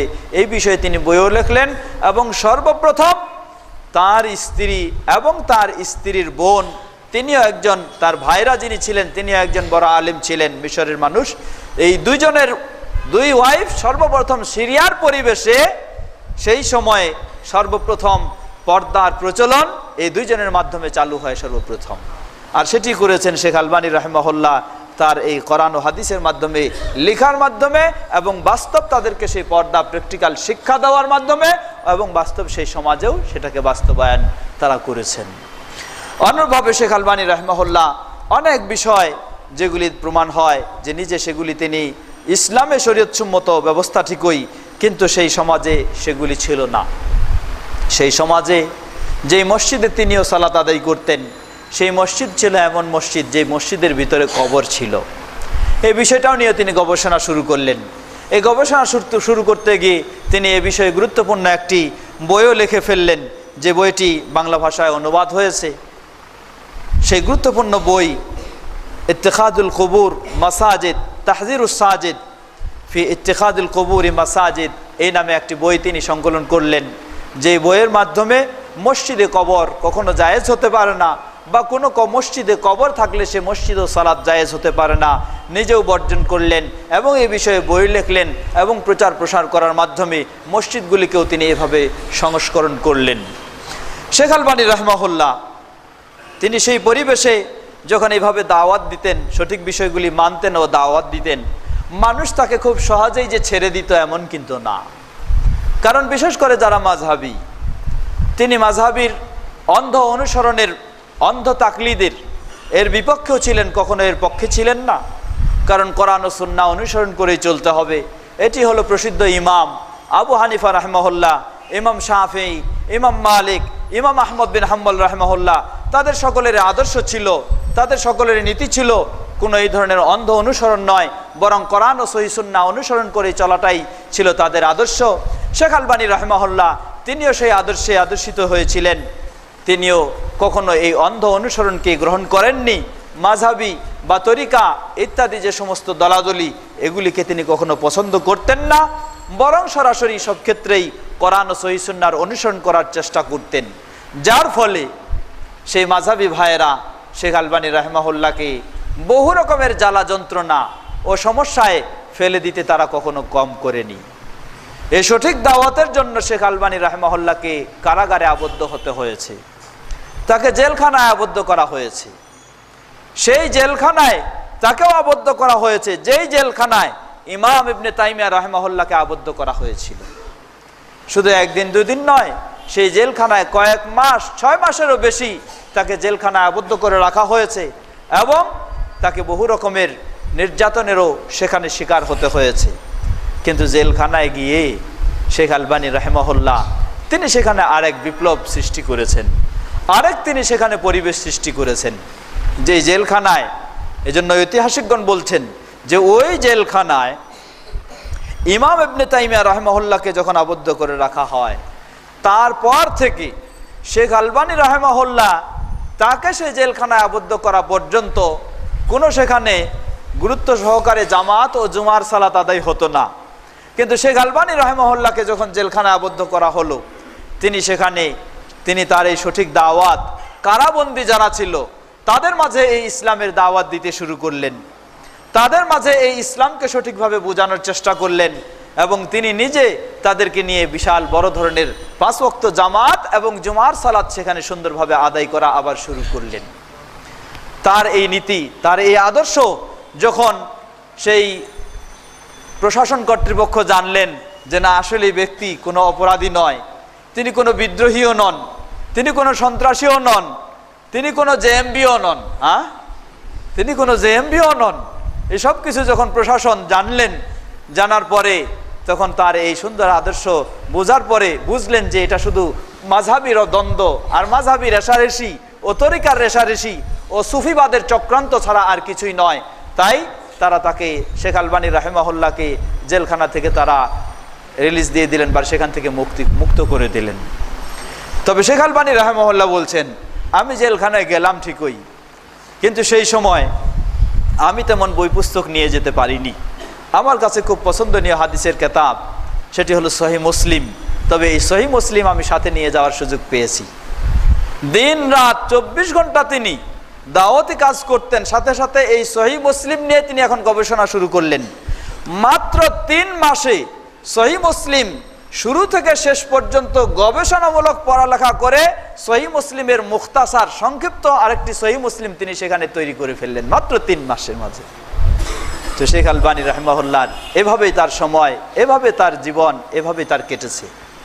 শেখ আলবানী রাহিমাহুল্লাহ তিনি দাওয়াত দেওয়ার ক্ষেত্রে বিভিন্ন রকমের প্রতিবন্ধকতার সম্মুখীন যখন হতেন, কয়েক শ্রেণীর মানুষের সাথে সম্মুখীন হতেন। এক হলো যারা মাযহাবি, মাযহাব মানা ফরজ করে দেয়, আর তিনি ফরজ করতেন কোরআন ও সুন্নাহ মানা, মাযহাব মানা নয়। এজন্য মাযহাবিদের তার সাথে অনেক সময় লেগে যেত, মাযহাবিরা তাকে অনেক সময় বাধা দেওয়ার বহু রকমের চেষ্টা করতেন। তো শেখ আলবানী রাহিমাহুল্লাহ কাউকে অশালীন কখনো গালিগালাজ করতেন না, কারোর সাথে তিনি ষড়যন্ত্রমূলক কিছু আচরণ করতেন না, কারোর সাথে তিনি শত্রুতামূলক কোনো ব্যবস্থাও গ্রহণ করতেন না। খুব সহজভাবে তাদেরকে দাওয়াত দিতেন আর প্রয়োজনে তাদের সাথে মোনাজারায় তিনি বসতেন। তো শেখ আলবানী রাহিমাহুল্লাহ যতভাবেই এই সমস্ত ব্যক্তিদের সাথে মোনাজারা বসেছেন, তিনি মোনাজারা বসেছেন কয়েক শ্রেণীর মানুষের সাথে, মোনাজারায় বসেছেন মাযহাবি যারা তাদের সাথে, মোনাজারায় বসেছেন যারা সুফিবাদে বিশ্বাসী তাদের সাথে, মোনাজারায় বসেছেন যারা ভণ্ড নবীর দাবি করে কাদিয়ানি তাদের সাথেও তিনি মোনাজারায় বসেছেন, মোনাজারায় বসেছেন যারা নাস্তিক তাদের সাথেও তিনি মোনাজারায় বসেছেন। মোনাজারা মানে তর্ক বিতর্ক, যেটি আল্লাহ সুবহানাহু ওয়া তাআলা বলছেন উদউ ইলা সাবিলি রাব্বিকা বিল হিকমাতি ওয়াল মাউইজাতিল হাসানা ওয়াজাদিলহুম বিল্লাতি হিয়া আহসান, তুমি আল্লাহর পথে দাওয়াত দাও বিল হিকমাতি, হিকমার মাধ্যমে, ওয়াল মাউইজাতিল হাসানা, উত্তম উপদেশের মাধ্যমে, ওয়াজাদিলহুম বিল্লাতি হিয়া আহসান, যদি প্রয়োজন দেখা দেয় তার সাথে তর্কে লিপ্ত হওয়া, বিতর্কে, সেই বিতর্কেও লিপ্ত হওয়া যেতে পারে, তবে বিল্লাতি হিয়া আহসান, সেটি হলো উত্তম পন্থায়, উত্তম পদ্ধতিতে, কখনো অশালীল গালিগালাজ ও খারাপ আচরণের মাধ্যমে নয়, ভালো আচরণ। শেখ আলবানী রাহিমাহুল্লাহ এভাবে তার মোনাজারা হতো। তো মোনাজারা কেমন হতো? সে মোনাজারা তার বিষয়গুলি যেমন পাওয়া যায় শেখ আলবানী রাহিমাহুল্লাহর সেই মোনাজারার ক্ষেত্রে, যেমন মাযহাবীদের সাথে তার মোনাজারা, মাযহাবীদের সাথে তার মোনাজারায় এক সময় তিনি এক মাযহাবীর সাথে মোনাজারায় লিপ্ত হলেন। সেই মাযহাবী তার সাথে কিভাবে মোনাজারা করলো? মাযহাবী একজন বড় আলেম ছিলেন সেই সময়ের, সেই আলেমের নাম ছিল হাসান আস-সাক্কাফ। এই হাসান আস-সাক্কাফ তিনি কঠোর মাযহাবী ছিলেন, মাযহাব মানা ফরজ করে দিতেন, সরাসরি শেখ আলবানী রাহিমাহুল্লাহর সামনে আসতেন না, তবে তার ছাত্রদেরকে শেখ আলবানীর কাছে পাঠায় দিতেন তর্কে লিপ্ত হওয়ার জন্য, যাও তারা এই বলো, এই সেই বলো, এইভাবে পাঠায় দিতেন। তো তার একদিন এক ছাত্রকে পাঠাইছে শেখ আলবানী রাহিমাহুল্লাহর সাথে মোনাজারা করার জন্য। শেখ আলবানী রাহিমাহুল্লাহ তাকে সাদরে আহ্বান জানাইছে, ঠিক আছে আসো, কি বলবা তুমি বলো শুনি। তো শেখ আলবানী রাহিমাহুল্লাহ তাকে জিজ্ঞাসা করলেন, আচ্ছা বলো তো, মা হিয়া মাসাদিরুত তাশরিয়া ফিল ইসলাম, ইসলামের ব্যাপারে ইসলামের মূল উৎস কি কি, ইসলামী শরীয়তের মূল উৎস কি কি সেটা বলো। সে বলল যে ইসলামী নীতিমালা বা ইসলামী শরীয়তের মূল উৎস তো হলো 4টা, যেটা সবাই বলে, সেটা কি? কিতাব, সুন্নাহ, ইজমা, কিয়াস, বললো 4টা, যেটা মাযহাবীদের মূল উৎস। শেখ আলবানী রাহিমাহুল্লাহ তাকে জিজ্ঞাসা করলেন, হাযিহি ফি কুল্লি শাইইন মিনাদ দ্বীন আও তাখতালিফ, ইসলামের সব বিষয় কি এই 4টাই প্রয়োজন বা এই 4টাই মূল উৎস, না কোনো কোনো বিষয়ে এর ব্যতিক্রম রয়েছে? মানে হতে পারে কোনো বিষয়ে 4টা, কিন্তু সব বিষয় কি 4টা? সে জবাব দিচ্ছে যে ফি কুল্লি শাইইন মিনাদ দ্বীন, হ্যাঁ ইসলামের সব বিষয়ে এই 4টাই প্রয়োজন, এই 4টাই হলো মূল উৎস। জিজ্ঞাসা করলেন, হাত্তা ফিল আকিদা, আকিদার ক্ষেত্রেও কি তুমি কিয়াস করে আকিদা গ্রহণ করবে? এই বিষয়ে কি কিয়াস তোমার মূল শরীয়তের উৎস? ক্বালা লাহু হাত্তা ফিল আকিদা, সে জবাব দিচ্ছে যে হ্যাঁ আকিদার ক্ষেত্রেও আমি কিয়াস করে কি করব, কিয়াস এখানে হলো নীতিমালা। শেখ আলবানী রাহিমাহুল্লাহ তাকে বলছেন, তাইব ফিল আকিদাতি আল কিতাব ওয়াস সুন্নাহ ওয়াল ইজমা ফাহিমনা ওয়াল কিয়াস কাইফা ইয়াকুনু ফিল আকিদা। এখন তাকে বলতেছে, বুঝলাম যে আকিদার ক্ষেত্রে না হয় কিতাব, সুন্নাহ এবং ইজমা ঠিক হয়েছে, কিন্তু আকিদার ক্ষেত্রে কিয়াস তুমি কিভাবে কাজে লাগাবে বলো তো? তখন সেখানে বলতেছে, এমনকি বলতেছেন যে ওয়াল আকিদা মিন ইলমিল গায়ব ফাবুহিতা লাম্মা নাকাশাহু ক্বালা শাইখ আইনাল্লাহ। অতঃপর সে ব্যক্তি কি করলো? সে থেমে গেল, কারণ কিয়াস তো গায়েবী বিষয় নয়, গায়েবী বিষয়ে কিয়াস করে কোনো কিছু বলার সুযোগ নাই, আর আকিদার অধিকাংশ বিষয়গুলি হলো গায়েবী বিষয়। যখন শেখ আলবানী রাহিমাহুল্লাহ তাকে এইভাবে বললে সে থেমে গেল। তারপর শেখ আলবানী রাহিমাহুল্লাহ তাকে আরও অনেক কিছু দলিল টলিল দিয়ে পেশ করলেন। পেশ করাতে শেষটায় দেখা গেল যে সে ব্যক্তির পক্ষে টিকে থাকা সম্ভব হলো না। শেখ আলবানী রাহিমাহুল্লাহর কাছে সে আত্মসমর্পণ করলো যে না, আসলেই 4টি বিষয় ঠিক রয়েছে, কিন্তু ইসলামের সব বিষয়ে ইজমা, কিতাব, সুন্নাহ, ইজমা, কিয়াস ইত্যাদি নয়। শেখ আলবানী রাহিমাহুল্লাহর সাথে আরেকজনের সাথে একটি গুরুত্বপূর্ণ বাহাস হয়েছিল, মোনাজারা, সেটা দেখেন। এটা এখন আফসোসের সাথে বলতে হয়, আমাদের দেশে সুন্নাহর খেদমত, কোরআন হাদিসের খেদমত নাম দিয়ে আমাদের কিছু ভাইয়েরা শুরু করেছেন তারা হাদিসের গবেষণা। প্রকৃতপক্ষে চিন্তা করলে দেখা যায় যে আসলেই তাদের কখনো এই হাদিসের গবেষণা নয়, বরং যারা আল হাদিস মানতে চায় কিভাবে তাদেরকে জব্দ করা যাবে এই চিন্তাটাই হলো তাদের। কিভাবে আহলে হাদিসদেরকে জব্দ করা যাবে, এদেরকে কিছু ধোঁকামূলক কথা দিয়ে তাদেরকে তাদের হাদিস মানা থেকে পিছে হটানো যাবে, এই চিন্তাই হলো প্রকৃতপক্ষে তাদের।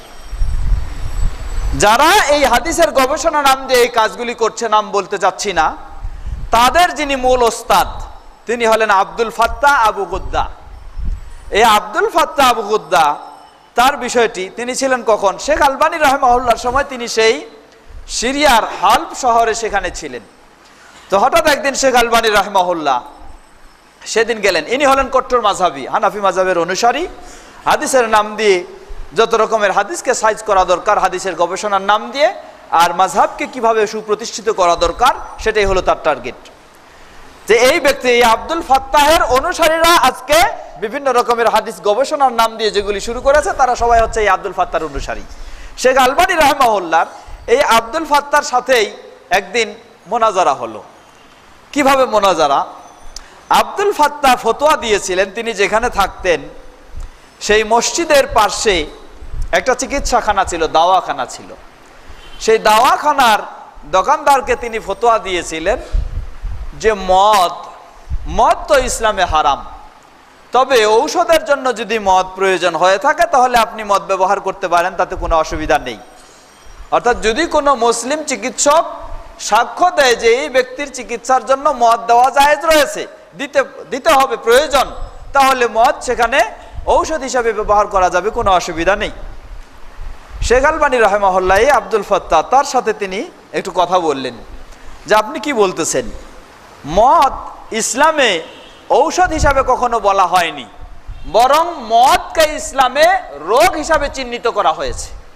ইসলামে বলা হয়েছে মদ এটা একটা রোগ, এটা কখনো ঔষধ নয়।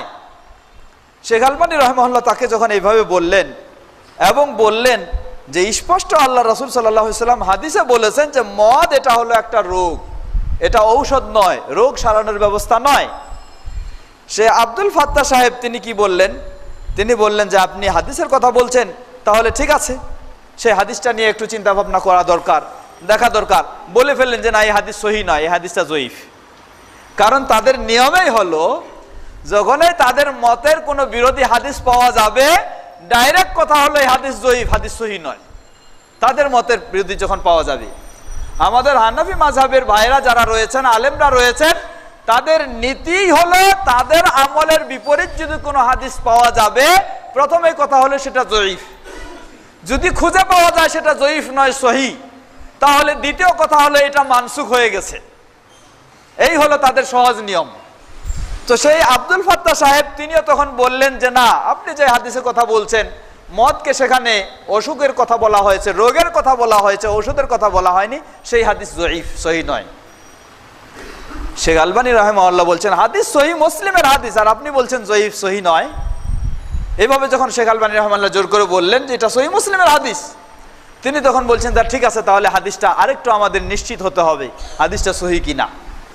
তৃতীয় পক্ষের একজন তখন বলতেছেন, দুইজনের মাঝে সমাধানের জন্য কাজ করছিলেন, তিনি বললেন যে আচ্ছা আব্দুল ফাত্তাহ সাহেব বলেন তো, যদি হাদিসটা খুঁজে পাওয়া যায় যে এটা সহি, জয়ীফ নয়, তাহলে আপনি মাযহাবের উপর অটল থাকবেন না হাদিসটা গ্রহণ করবেন? যখন এইভাবে বলল, সেই তৃতীয় পক্ষের লোক বলল যে ফাইজা তাআক্কাদতা মিন সিহহাতিহি আতাখুযু বিহি আম বিল মাযহাব, যদি হাদিসটা সহি বলেই চিহ্নিত হয়, প্রমাণিত হয়, তাহলে আপনি বলেন তো আপনি হাদিস গ্রহণ করবেন না মাযহাব গ্রহণ করবেন? ফাকালা বিল মাযহাব, তখন তিনি বললেন যে না, মাযহাবে যা রয়েছে সেটাই আমি মানবো, হাদিস মানবো না। নাউযুবিল্লাহ, মাযহাবে যা রয়েছে সেটাই মানবো, হাদিস মানবো না। ইনি হলেন সেই আব্দুল ফাত্তাহ সাহেব। সেই আব্দুল ফাত্তাহ সাহেবের এই যারা মুরিদ, তারাই যারা শিষ্য, তারা আজকে হাদিসের গবেষণার নাম দিয়ে আমাদের দেশে যারা হাদিস মানে, তাদের হাদিসগুলিকে কিভাবে মানুষের সামনে ধোঁকা দিয়ে, গোজামিল দিয়ে, জাল জয়ীব বলে ছড়ানো যাবে, এই ষড়যন্ত্রে তারা আজকে লিপ্ত হয়েছে।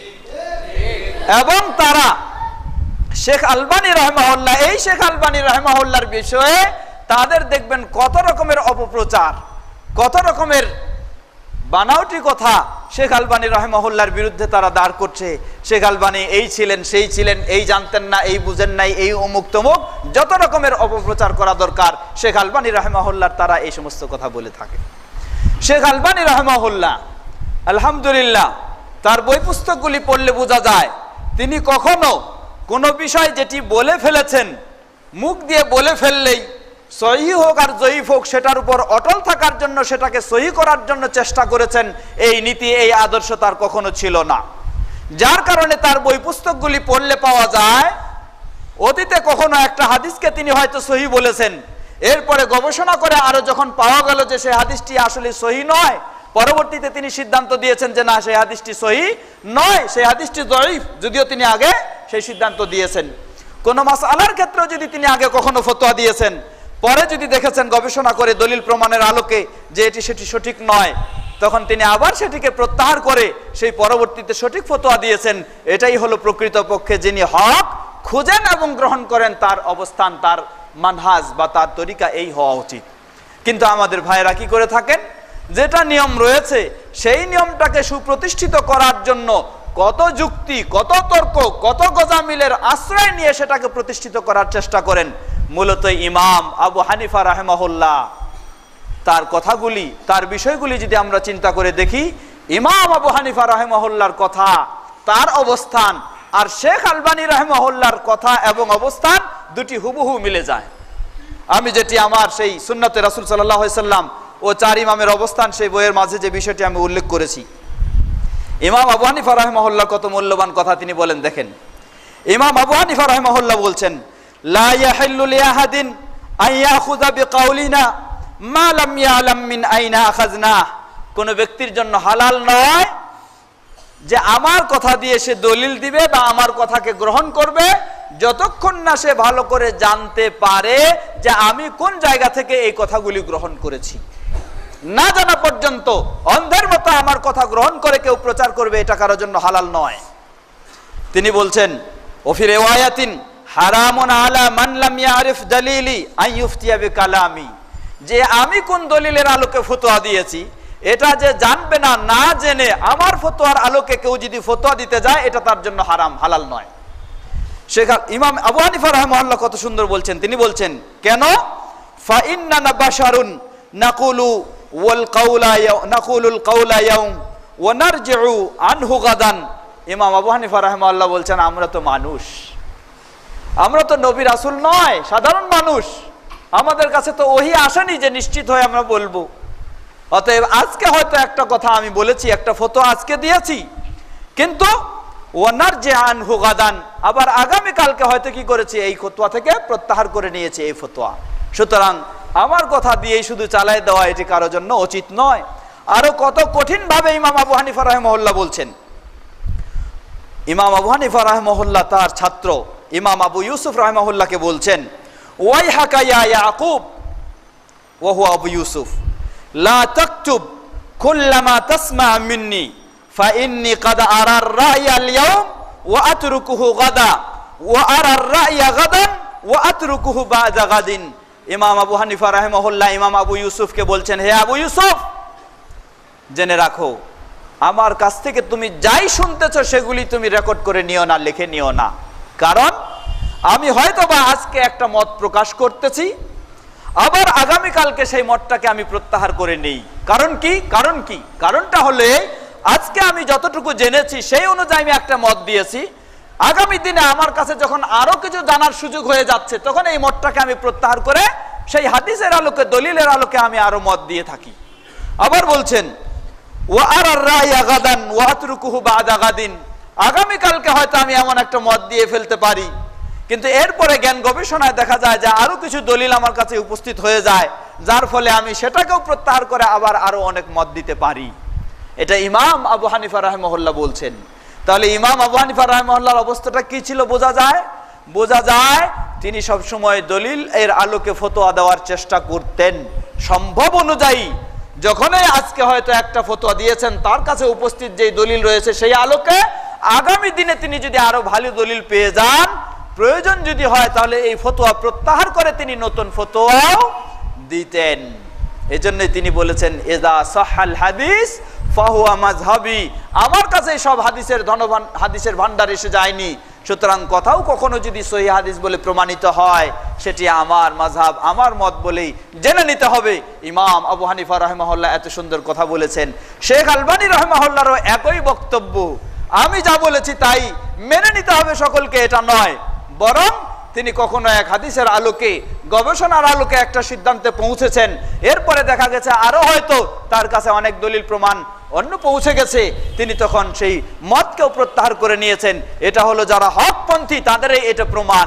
আর যারা জীবনের কোন এক প্রান্তে কিছু বলে ফেলেছে, আজীবন সেটা থেকে আর কখনো প্রত্যাহার করতে চায় না, তার কাছে হাদিস পৌঁছে গেলেও এটি কখনো হক নয়, এটি বরং বাতিলের উপর প্রতিষ্ঠিত হওয়া।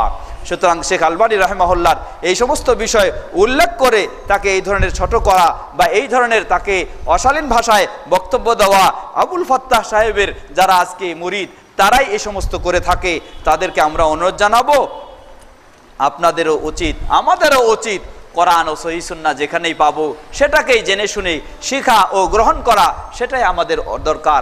আল্লাহ আমাদের সকলকে এই পথেই হেদায়েত দান করুন, বলুন আল্লাহুম্মা আমিন।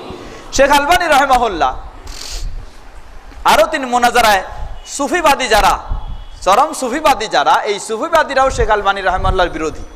যারা মাযহাবী তারা বিরোধী কেন? শেখ আলবানী রাহিমাহুল্লাহ মাযহাব ত্যাগ করে তিনি কোরআন সুন্নাহ অনুসরণ করেছেন, এই জন্য মাযহাবীরা তার প্রতি বিদ্বেষী।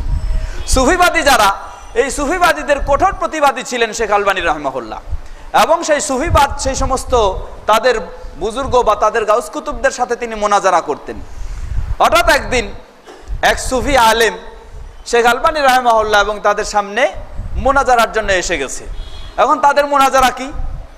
তাদের মোনাজারা ছিল এই, সে আসে বলতেছে যে আসলেই আপনারা যদি বলতেছেন এটা যদি আপনাদের কথাগুলি যদি হক হয়ে থাকে তাহলে আমি যা দেখাবো সেই ধরনের আপনাদেরকেও দেখাতে হবে।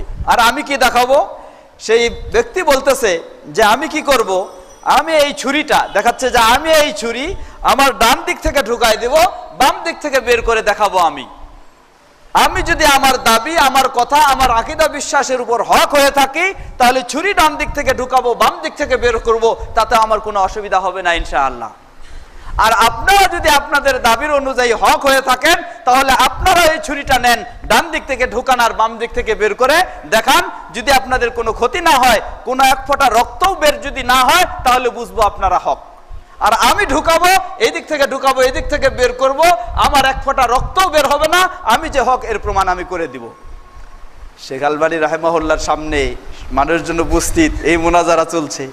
শেখ আলবানী রাহিমাহুল্লাহ তখন তাকে বললেন যে ঠিক আছে, আপনি হক, এখন আপনার সাথে আমরা একটু কথা বলবো।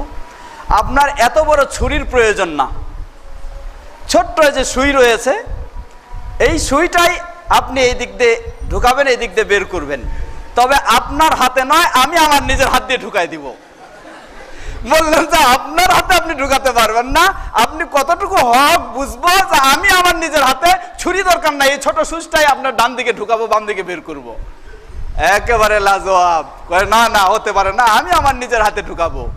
শেখ আলবানী রাহিমাহুল্লাহ বললেন, সকলের সামনে প্রচার হয়ে গেল, প্রমাণ হয়ে গেল কে এখন হক আর কে এখন বাতিল।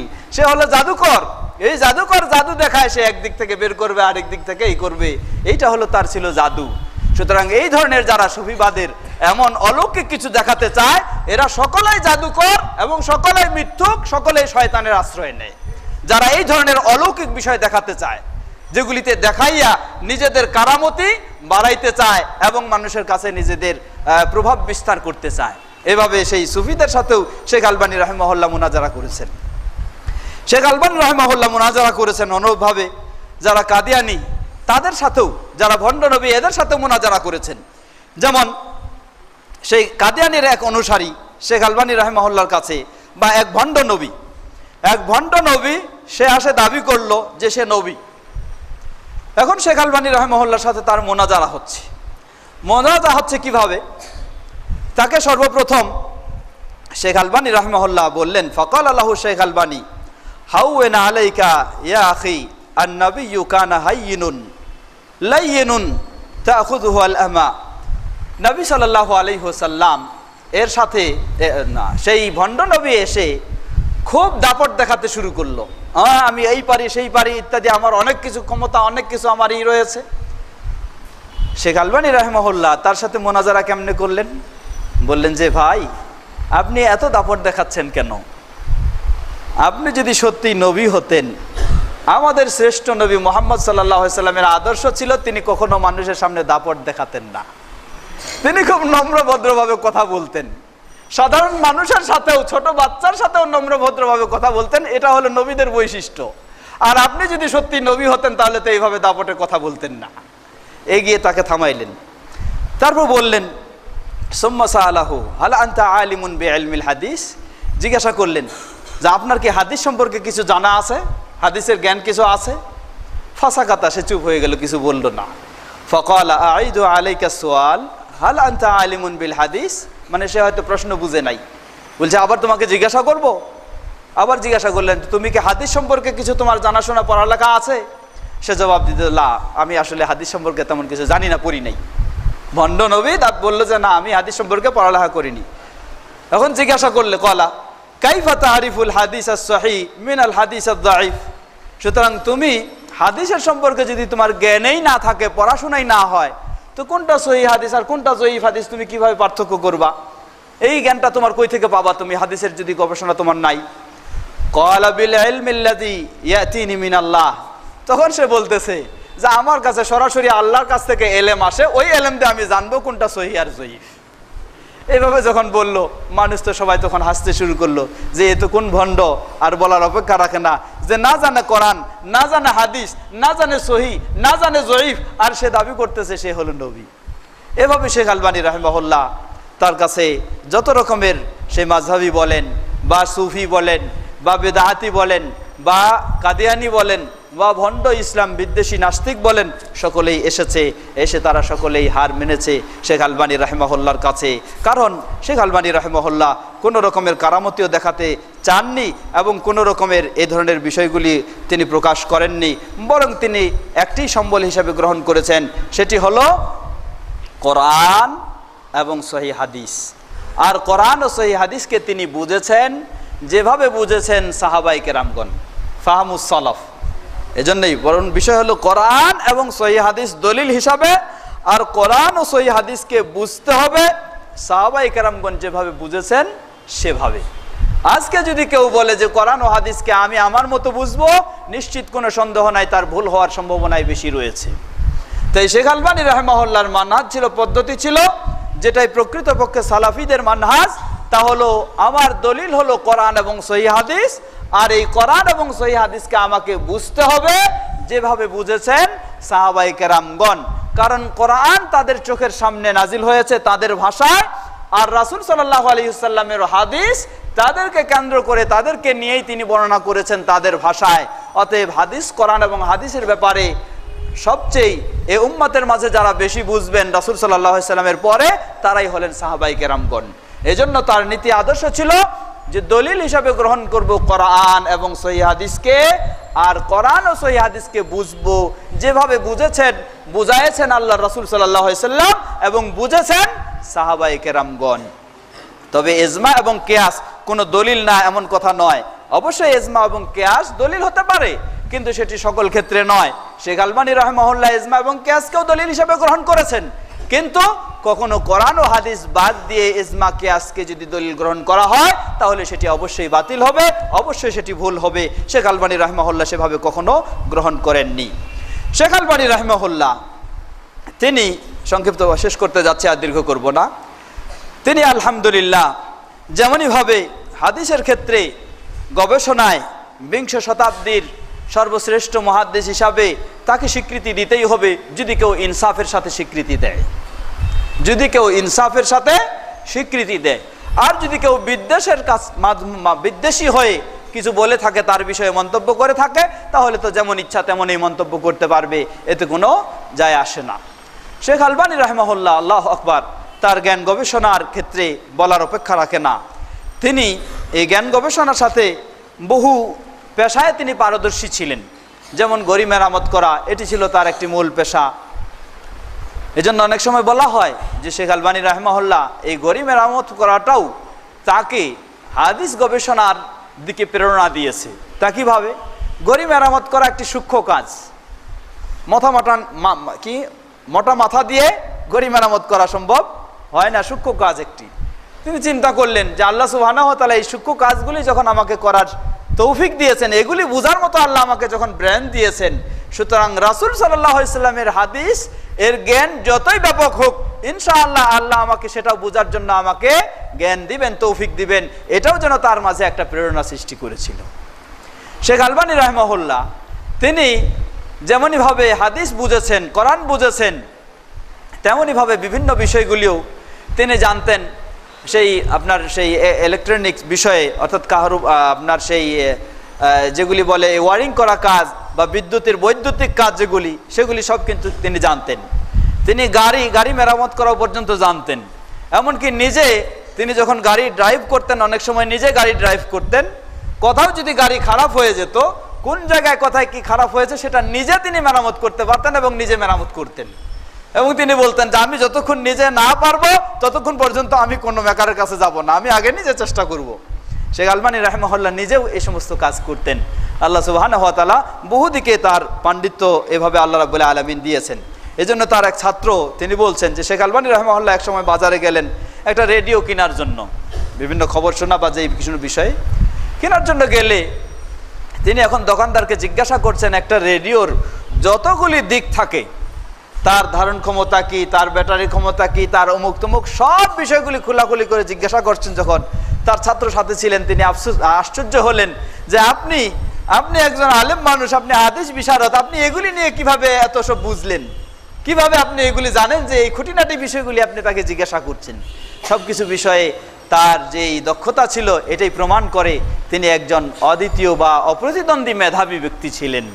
আল্লাহ সুবহানাহু ওয়া তাআলা যাকে লক্ষ লক্ষ রাবি হাদিস বর্ণনাকারীর নামগুলি যাকে মুখস্থ রাখার মতো, জানার মতো এই ধরনের মেধা আল্লাহ সুবহানাহু ওয়া তাআলা যাকে দান করেছেন, এটি সহজ বিষয় নয়, এটি খুবই গুরুত্বপূর্ণ বিষয়। আমাদের সময় শেষ হয়ে আসছে, প্রশ্ন উত্তরে হয়তো যাওয়ার সুযোগ হবে না। আমরা কিছু গুরুত্বপূর্ণ বিষয় আরও রয়েছে, সেগুলি আমরা আগে শেষ করি। শেখ আলবানী রাহিমাহুল্লাহ আলহামদুলিল্লাহ, আল্লাহ সুবহানাহু ওয়া তাআলা তাকে যে দিয়েছেন বিজ্ঞ আলেম সমাজ, তার বিষয়ে অনেকেই বড় বড় মন্তব্য করেছেন। যেমন আমরা আগে বলেছিলাম শেখ ইবনে বাজ রাহিমাহুল্লাহ, যাকে বিশ্বব্যাপী সকলেই চিনে, যেমনইভাবে বিশ্বের শ্রেষ্ঠ মুহাদ্দিস হিসাবে শেখ আলবানী রাহিমাহুল্লাহকেও চিনে, সেভাবে শেখ ইবনে বাজকেও সকলেই বিশ্ব চিনত।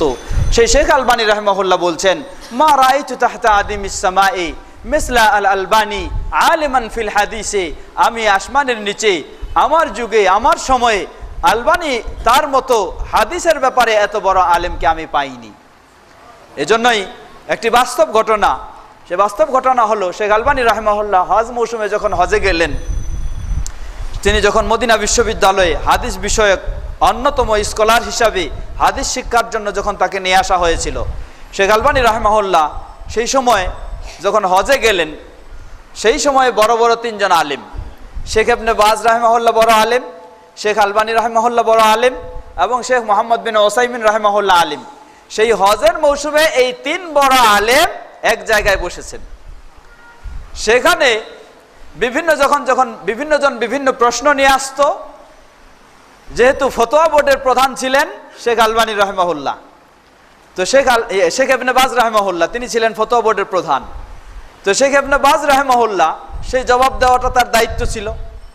কেউ যদি কোনো ফিকহি মাসাইল নিয়ে প্রশ্ন নিয়ে আসতেন, সেটার জন্য বলে দিতেন যে শেখ ইবনে ওসাইমিনের কাছে তোমরা যাও, তিনি জবাব দিবেন। কেউ যদি হাদিস বিষয়ক কোনো প্রশ্ন নিয়ে আসতেন, সেটার জন্য বলতেন শেখ আলবানী এখানে আছেন, তোমরা তার কাছে যাও, তিনি হাদিসের জবাব দিবেন। কেউ যদি আকীদার বিষয়ে প্রশ্ন নিয়ে আসতেন, তখন শেখ ইবনে বাজ রাহিমাহুল্লাহ তিনি সেই জবাব দিতেন, বলছেন যে আকীদার বিষয়ে আমি জবাব দিই। তারপর যখন সেখানে এইভাবে নামাজের সময় যখন হয়ে গেল, জামাত হবে নামাজের সময় হয়ে গেল, ইমাম হিসাবে রয়েছেন শেখ ইবনে বাজ রাহিমাহুল্লাহ।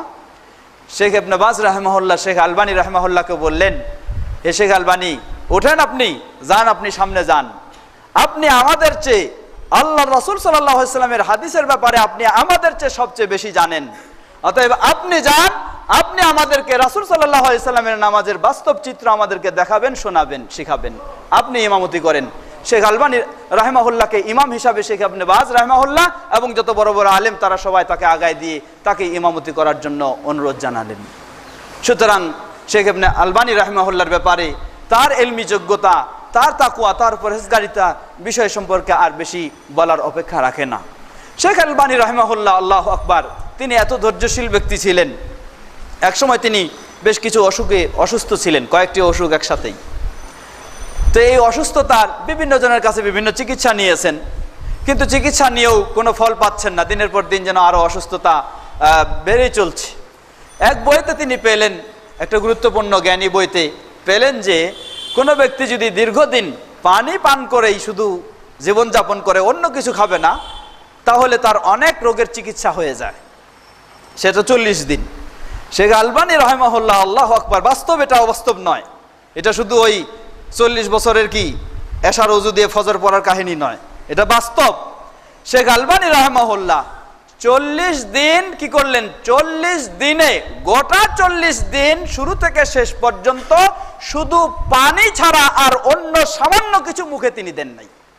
40 দিন, একদিন 2 দিন নয়, 40 দিন যখন এই খিদা অনুভব করেছেন, পিপাসা অনুভব করেছেন, শুধু পানি পান করেছেন, আর কিছু নয়। আল্লাহু আকবার।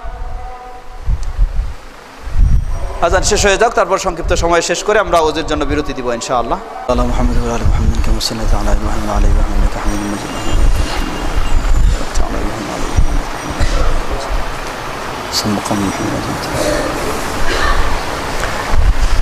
শেখ আলবানী রাহিমাহুল্লাহ 40 দিন একাধারে কোনো কিছু খান নাই, শুধুমাত্র পানি খেয়েছেন।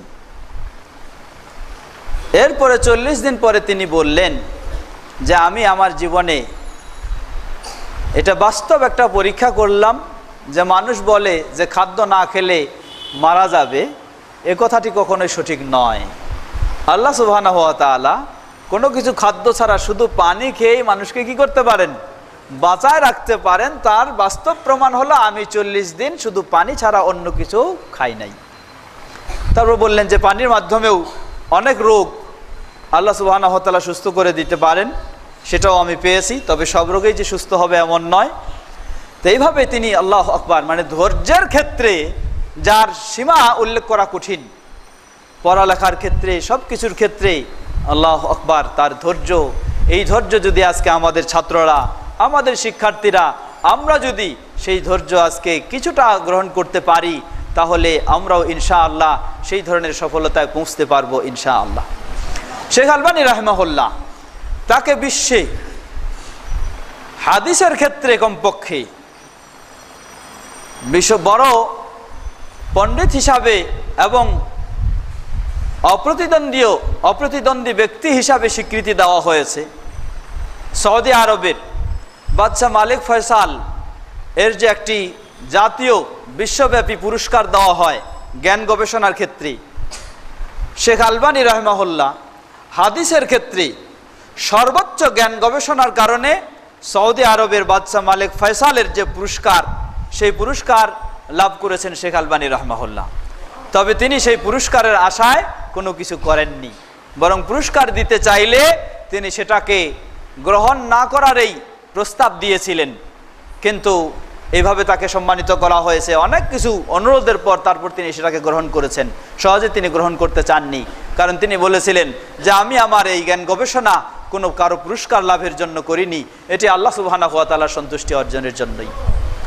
শেখ আলবানী রাহিমাহুল্লাহ তার তাকওয়ার ক্ষেত্রে যদি বলা হয়, আল্লাহু আকবার, অনেক হাদিস রয়েছে যেই হাদিসগুলি পড়ানোর সময় শেখ আলবানী রাহিমাহুল্লাহ নিজে তিনি স্থির থাকতে পারতেন না।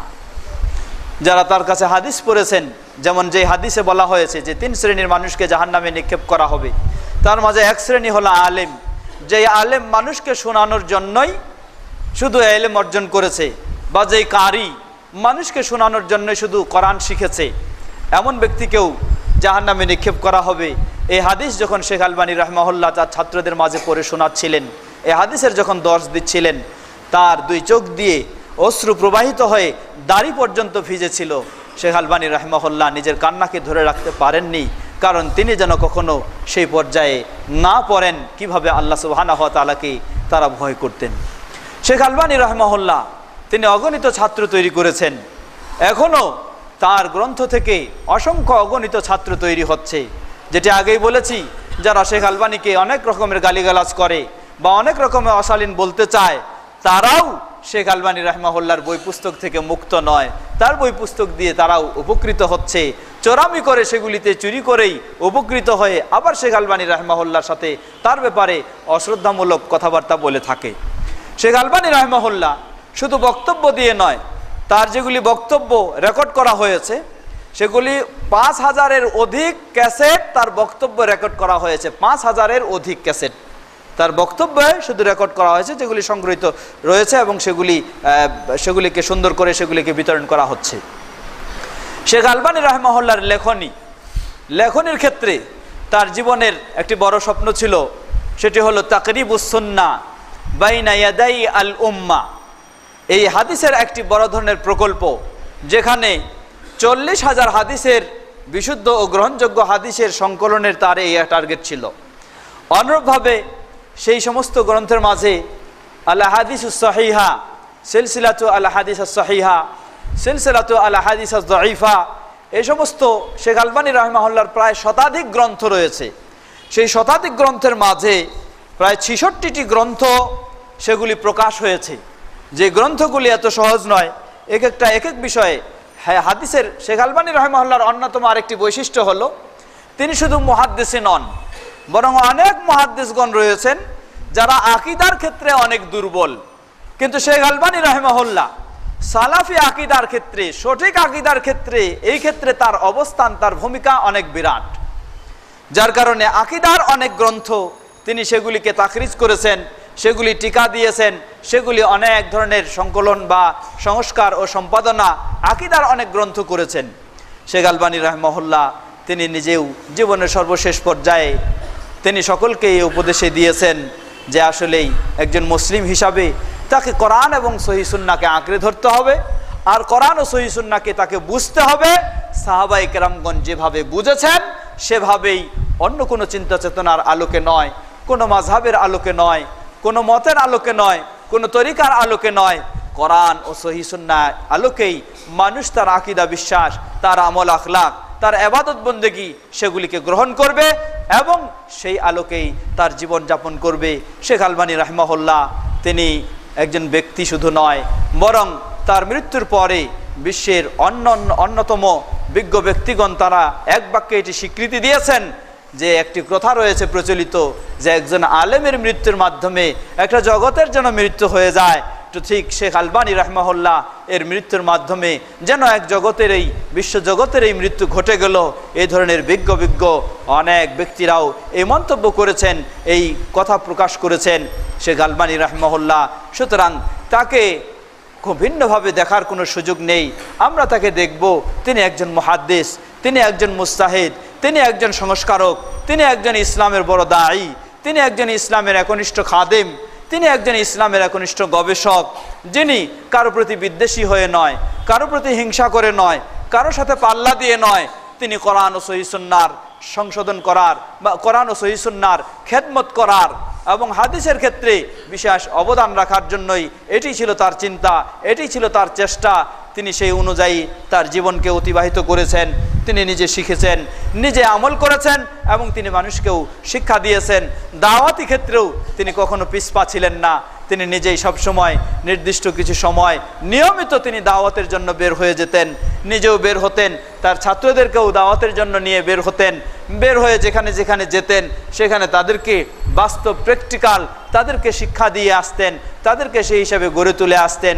তাই শেষে তিনি অনেকগুলি তার যেই পরামর্শ মন্তব্য সেটি হলো তার একটি ছোট্ট বই, যেটি হয়তো অতি শীঘ্রই বের হবে, আমাদের অনুবাদ করা ইনশাআল্লাহ। বইটি হলো আত-তাসফিয়া ওয়াত তারবিয়া। আত-তাসফিয়া ওয়াত তারবিয়া অর্থাৎ সংশোধন এবং প্রশিক্ষণ বা পরিশুদ্ধকরণ ও প্রশিক্ষণ। একজন মানুষকে সঠিক ইসলামে নিয়ে আসতে হলে তাকে প্রথমে সংশোধন করতে হবে, তার মাঝে যে ভুল ভ্রান্তিগুলি রয়েছে, ভুল চিন্তাগুলি রয়েছে, এগুলিকে সংশোধন করে দিতে হবে। তারপর তার কাছে কোরআন ও সহিহ সুন্নাহ দিয়ে তাকে প্রশিক্ষণ দিয়ে তাকে সেই আলোকে একজন খাঁটি মুমিন মুসলিম হিসাবে গড়ে তুলতে হবে। আমরা যেন সকলেই কোরআন ও সহিহ সুন্নাহর আলোকে নিজেদেরকে সংশোধন করে নিয়ে কোরআন ও সহিহ সুন্নাহর প্রশিক্ষণ গ্রহণ করে খাঁটি মুসলিম হতে পারি। আল্লাহ আমাদের সকলকে সে তৌফিক দান করুন। আল্লাহ রাব্বুল আলামিন আমাদের সকলের পক্ষ থেকে, মুসলিম বিশ্বের পক্ষ থেকে শেখ আলবানী রাহিমাহুল্লাহর এই অবদান রাখায় আল্লাহ রাব্বুল আলামিন তাকে সে জাযায়ে খায়ের দান করুন। শেখ আলবানী রাহিমাহুল্লাহ তিনি বিদায় নিয়ে চলে গেছেন ঠিকই, কিন্তু তার এই অবদান, তার এই খেদমত, তার এই সেবা, ইসলামের জন্য তার এই কৃতিত্ব সেটি কখনো বিদায় নিয়ে যায়নি, কিয়ামত পর্যন্ত বিদায় নিয়ে যাবে না, সেটি থাকবে। সেটি বড় সদকায়ে জারিয়া হিসাবে আল্লাহ সুবহানাহু ওয়া তাআলা তাকে ইনশাআল্লাহ সেই প্রতিদান, সেই সওয়াব আল্লাহ রাব্বুল আলামিন তাকে দিবেন। আল্লাহ রাব্বুল আলামিন সেভাবে তাকে দান করুন, বলুন আল্লাহুম্মা আমিন। যারা আজকে তার প্রতি বিদ্বেষী হয়েছে। এর কারণ হলো তিনি মাযহাবী ছিলেন না, তিনি তরিকাপন্থী ছিলেন না, তিনি সুফি ছিলেন না, তিনি ভ্রান্ত আকীদায় বিশ্বাসী ছিলেন না, তিনি ছিলেন কোরআন ও সহিহ সুন্নাহয় বিশ্বাসী। এটি হলো একটি কারণ তার প্রতি বিদ্বেষী হওয়ার। আল্লাহ রাব্বুল আলামিন তাদের সেই বিদ্বেষ দূর করে দিয়ে তাদেরকেও এবং আমাদের সকলকেও সঠিক পথের দিকে হেদায়েত দান করুন।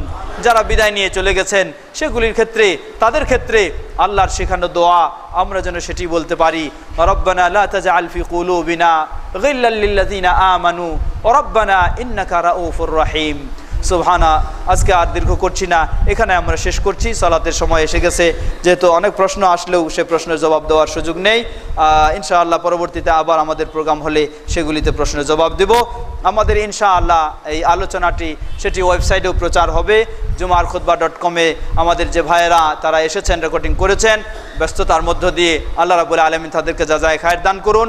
বিশেষ করে যে মূল দায়িত্বে রয়েছেন ভাই, আমাদের তার পরিবারে অসুস্থতা রোগী রয়েছে, আল্লাহ রাব্বুল আলামিন তাদেরকে পরিপূর্ণ সুস্থতা দান করুন, তাদেরকে শাফায়ে কামিলা আজেলা দান করুন এবং তাদেরকে এই সুন্দর সেবার জন্য জাযায়ে খায়ের দান করুন, যেন আরও সেবা দিতে পারে এই দ্বীনি দাওয়াতের ক্ষেত্রে, সঠিক হক প্রচারের ক্ষেত্রে আল্লাহ সে তৌফিক তাদেরকে দান করুন।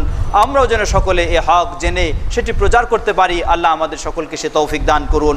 তবে এই বিষয়টি বললাম আমরা, এটি ইনশাআল্লাহ jumarkhutbah.com-এও প্রচার হবে এবং মাদ্রাসাতুল হাদিস এর যে ওয়েবসাইট সেটাতেও প্রচার হবে।